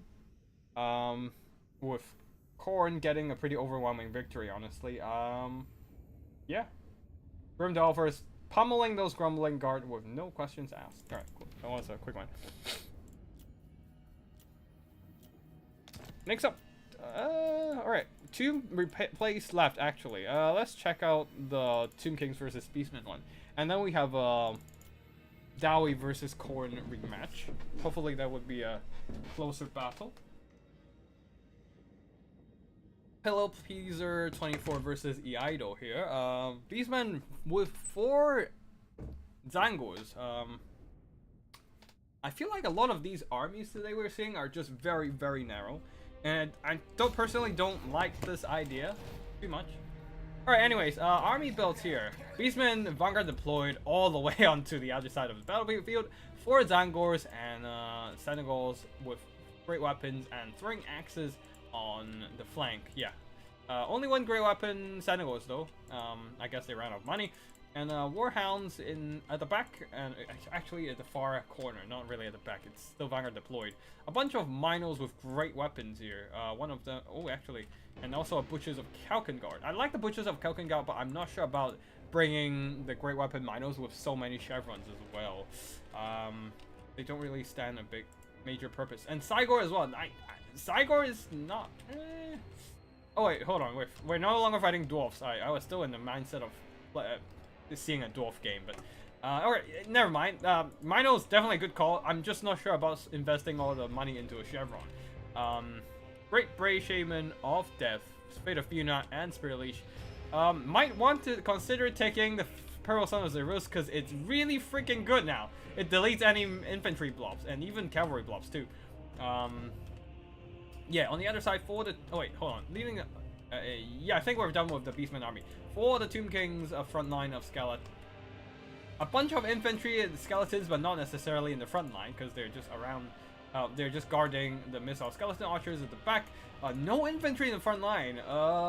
Only seeing monsters. I think they infantry. I think monsters still need support of infantry, so you might want some skeletons to help them out.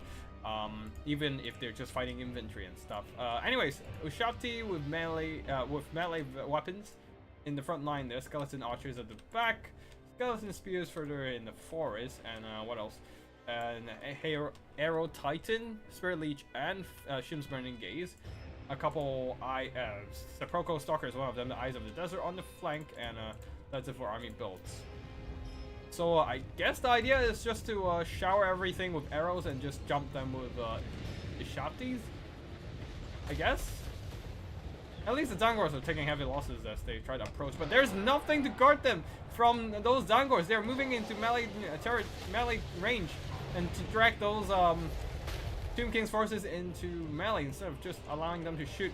And Sandigos with great weapons managed to get a charge on the Sepulchral Stalker. So they might have anti-large, but in melee, but their main strength comes from their Venom Laser.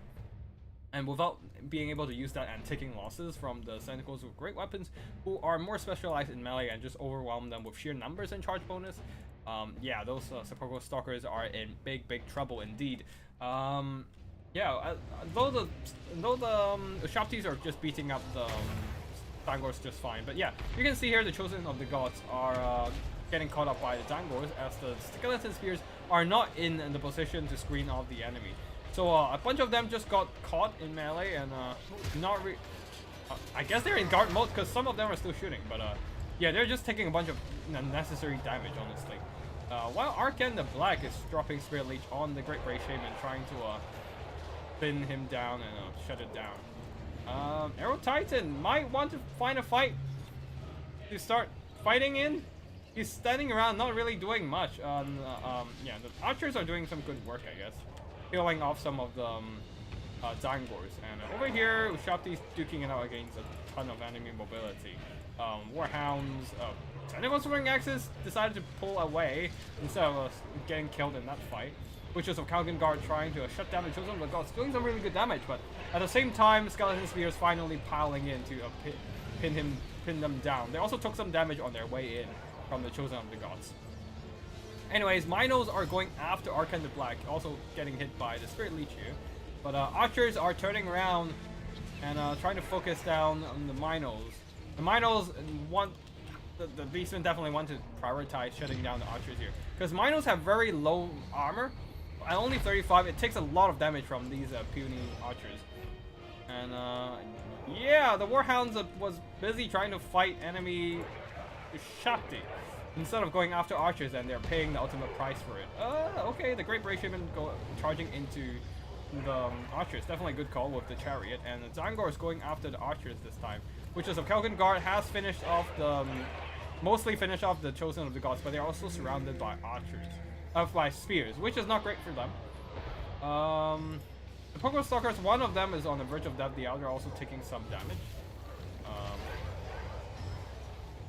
I think this battle is going a bit all over the place, with the Cygor still dropping rocks from afar. Let's see how much damage it did. 200 and something. It cost like 1,600, 700, 800. So you can see it's definitely not worth it yet. Like, if it moves up maybe and drop rocks onto Skeleton Spears, maybe. But right now, things are looking slightly in favor of the Tomb Kings. Yeah, we're gonna fast forward this one. We're getting in a bit of a slow stage. Rock drops are still coming in, shutting down the Skeleton Archers, and let's see, Sentinels wearing Axes ran out of ammo, so they're going into melee, while the Great Grey Shaman continues to run around to disrupt archers, Dangles, also tying down archers, as well as Butchers of Kalkengard. Oh man, they've been sitting in the middle of a bunch of spears for way too long. You can see them, they're getting their health low, but their regeneration is the only thing still keeping them in the fight.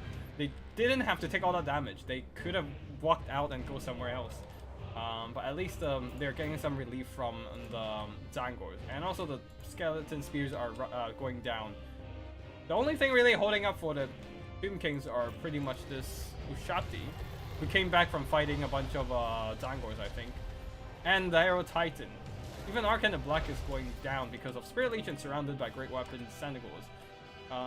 But these two constructs are still very much healthy, so let's see if they can take down the rest of the Beastmen, or will the Beastmen take them down? We shall see. Ushapti Sama is gonna go down in another half a minute. Alright, so yeah, the Ushaptis are down, and it's down to the Arrow Titan taking on the Butchers of Kalkangar and then the Cygor. Somehow the Arrow Titan being a lot healthier it's actually stomping those Butchers of Kalkangar, though it's also taking a ton of damage in the process. But the Butchers of Kalkangar has been routed. They might still come back though. They are regenerating after all. And finally both players remember there is a capture point!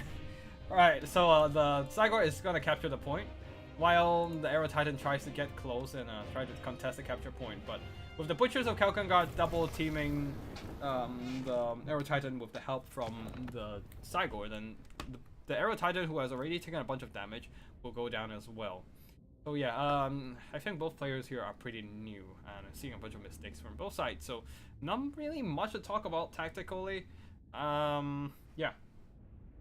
Yeah, you can see the Brave Shaman did some really good damage over time with the Spirit Leeches, and Butchers of Kalkangar is just an excellent unit overall. If they were fighting something else instead of just grinding through a ton of skeleton spears, they could have done even better, but oh well, it is what it is. And skeleton archers, there's not a lot of stuff to disrupt them. If they saved up the experience upgrade on the Minotaurs and cut out one of the Zangors and get like, you don't need that many Zangors. You probably only need like 2 at max, and then 3 more regular Angkor Raiders, and then the rest can go into mobility like regular Senegors and Warhounds. They could have done much better. They could have done a much better job disrupting enemy archers and missiles, or like even if they don't have archers, they might. Yeah, they might have. Archers is a pretty good unit into Beastmen, so you might want to prepare for that anyways. But yeah, you don't have to bring 4 units of Cygor frontline. They are too expensive, and you sometimes going cheaper but bring more units is more useful. Because if you have more units, like a couple more Warhounds, you can send those into the skeleton archers, and also save that Warhound instead of fighting the Ushapti. Use it on archers, which are more effective targets for those cheap chaff mobility. But yeah, the Arrow Titan did okay. I don't know if it's earned back its worth, but Arrow Titan in general is just not a good unit. Like, it has some interesting spells, but melee effectiveness wise, kind of mediocre. Alright, one final battle between the dwarves and Khorne. We shall see what happens here. Dwarves this time going with triple Doomseekers, and can they out-Khorne Khorne? They did bring a bunch of missiles. Oh, too many missiles! No! These guys are all gonna get trapped in melee. There are 6 melee units on the dwarf side, including 3 of them explosive charge miners. Wait, 3 of them are miners, which are just gonna get crumped by marauders or Forsaken. Doomseekers also very glass cannony, very fragile, so they can probably kill a bunch of Forsaken, but then they will be on the verge of death due to the lack of armor and a low model count. So we shall see what happens here. But for the rest of the Dawi army, Ulthar's Raiders, 2 Iron Drakes, organ guns, and not a lot of melee assets to protect all these missiles. So this is a bit of an issue for them, especially 3 Doomseekers are very expensive. So normally if I bring Doomseekers, if I bring 3 of them, I would just not bother bringing any missiles, because I know I wouldn't have enough money to protect them. You can get 2.5 Dwarf Warriors with the price of 1 Doomseeker. So yeah, it's a very, very expensive unit.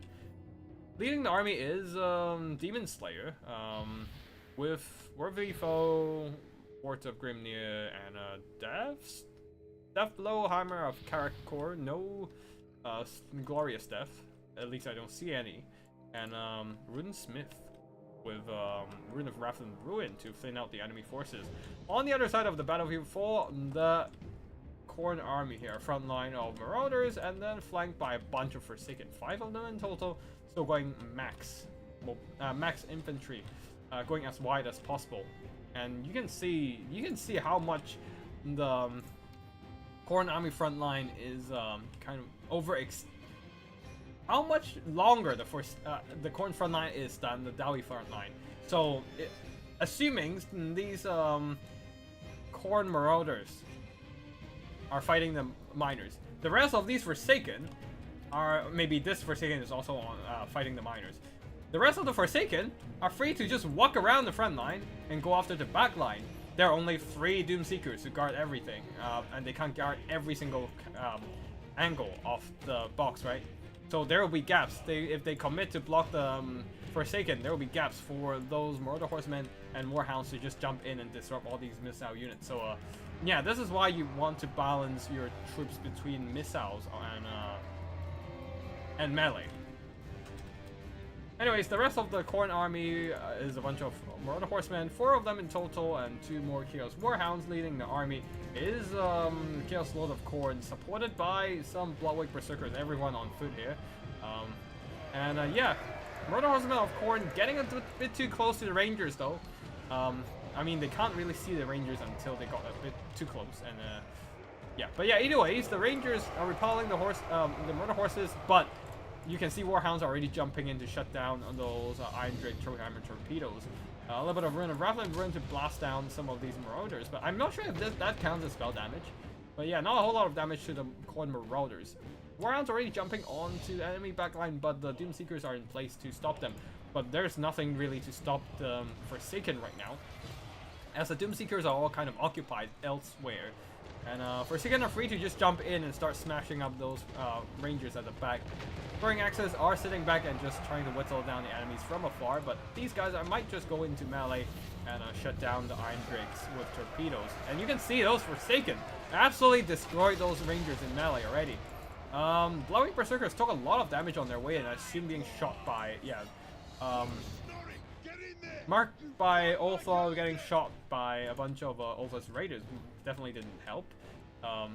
Maybe the Iron Drakes also shot them, but not entirely sure, but might rewatch this just to see what happened there. But yeah, Forsaken fighting Doomseeker is exactly what they want to be doing.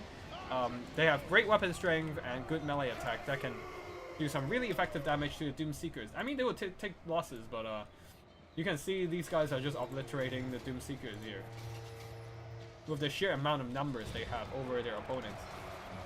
And yeah, Bloodwake Berserkers have no issues smashing up those Ulthas Raiders, even if they are hit by the Hammer of Karakdraz. I mean, well, yeah, the Chaos Warhounds are tying down Iron Drakes. They don't do a whole lot of damage, but they don't have to. All they need to do is make sure the enemies can't use up their ammo. Oh wait, oh, the organ gun was shooting at the Bloodwake Berserkers, and it's doing some really good damage too. This might be the way. This might be how you defeat them. Just shoot them with a bunch of artillery. Yeah. But yeah, Warhounds are still fighting and slowly whittling down the Iron Drakes in melee, just chewing them up, and with sheer numbers and whatnot.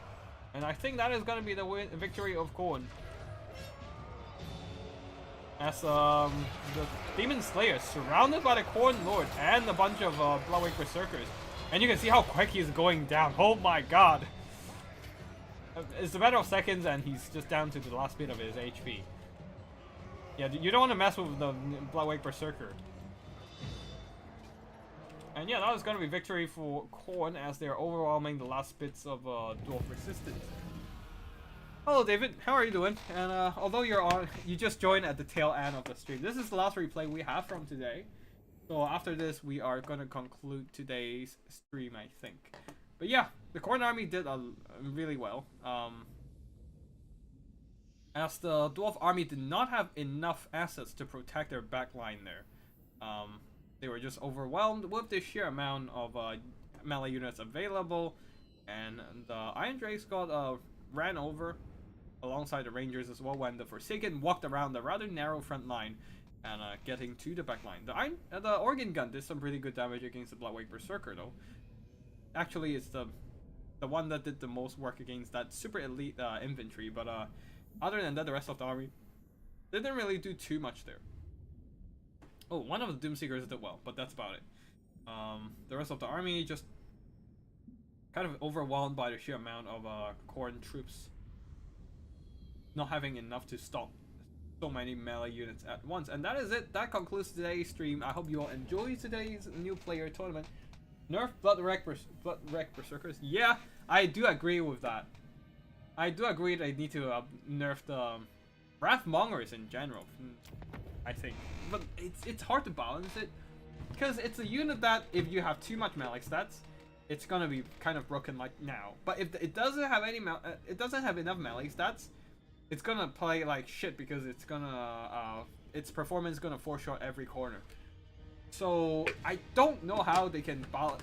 It's hard to balance Corn in general, because they are, the whole shtick about them is being a melee faction. But the problem is you can't. It's hard to balance it around that.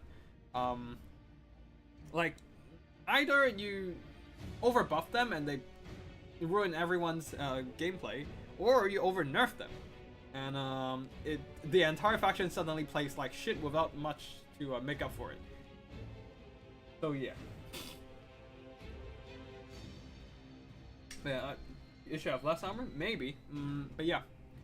I think for now, that is going to be it for today's stream. I hope you all enjoyed today's... oh, yeah, actually. Going down from 70 armor to 50 armor might work. Because they have low mortal count anyway, so... Yeah, it opens them up to, like, a missile weakness and all that. But yeah, that is something for CA to think about. And maybe the multiplayer community can talk about a bit more. But yeah, for now, that is going to be it for today's stream. Thank you for RTK Clan and Big JP for reaching out to me and inviting me to cast today's tournament. I hope you enjoyed the gameplay today, whether you've been playing in the tournament or you've only been watching the stream. And that's going to be it for the day and for the week. There will be more weekly tournaments from the RTK Clan. Next week, I think, is cast by Human Boy Yes, your favorite red boy. And then the week after it should be me, I think, or maybe it's the week after. I think it's the week after. But anyways, that is it for today. Thank you for watching, and yeah, hope you all have a great weekend, and I'll see you in the next one. Tactical Itch signing out. Oh wait, also congratulations to Dark Horse for winning with the Corn Army today. Wait, no, yeah, Corn Army, yeah, Corn Army today. Yeah, that's all for today. Thank you for watching, and I'll see you in the next one. Tactical Edge, signing out.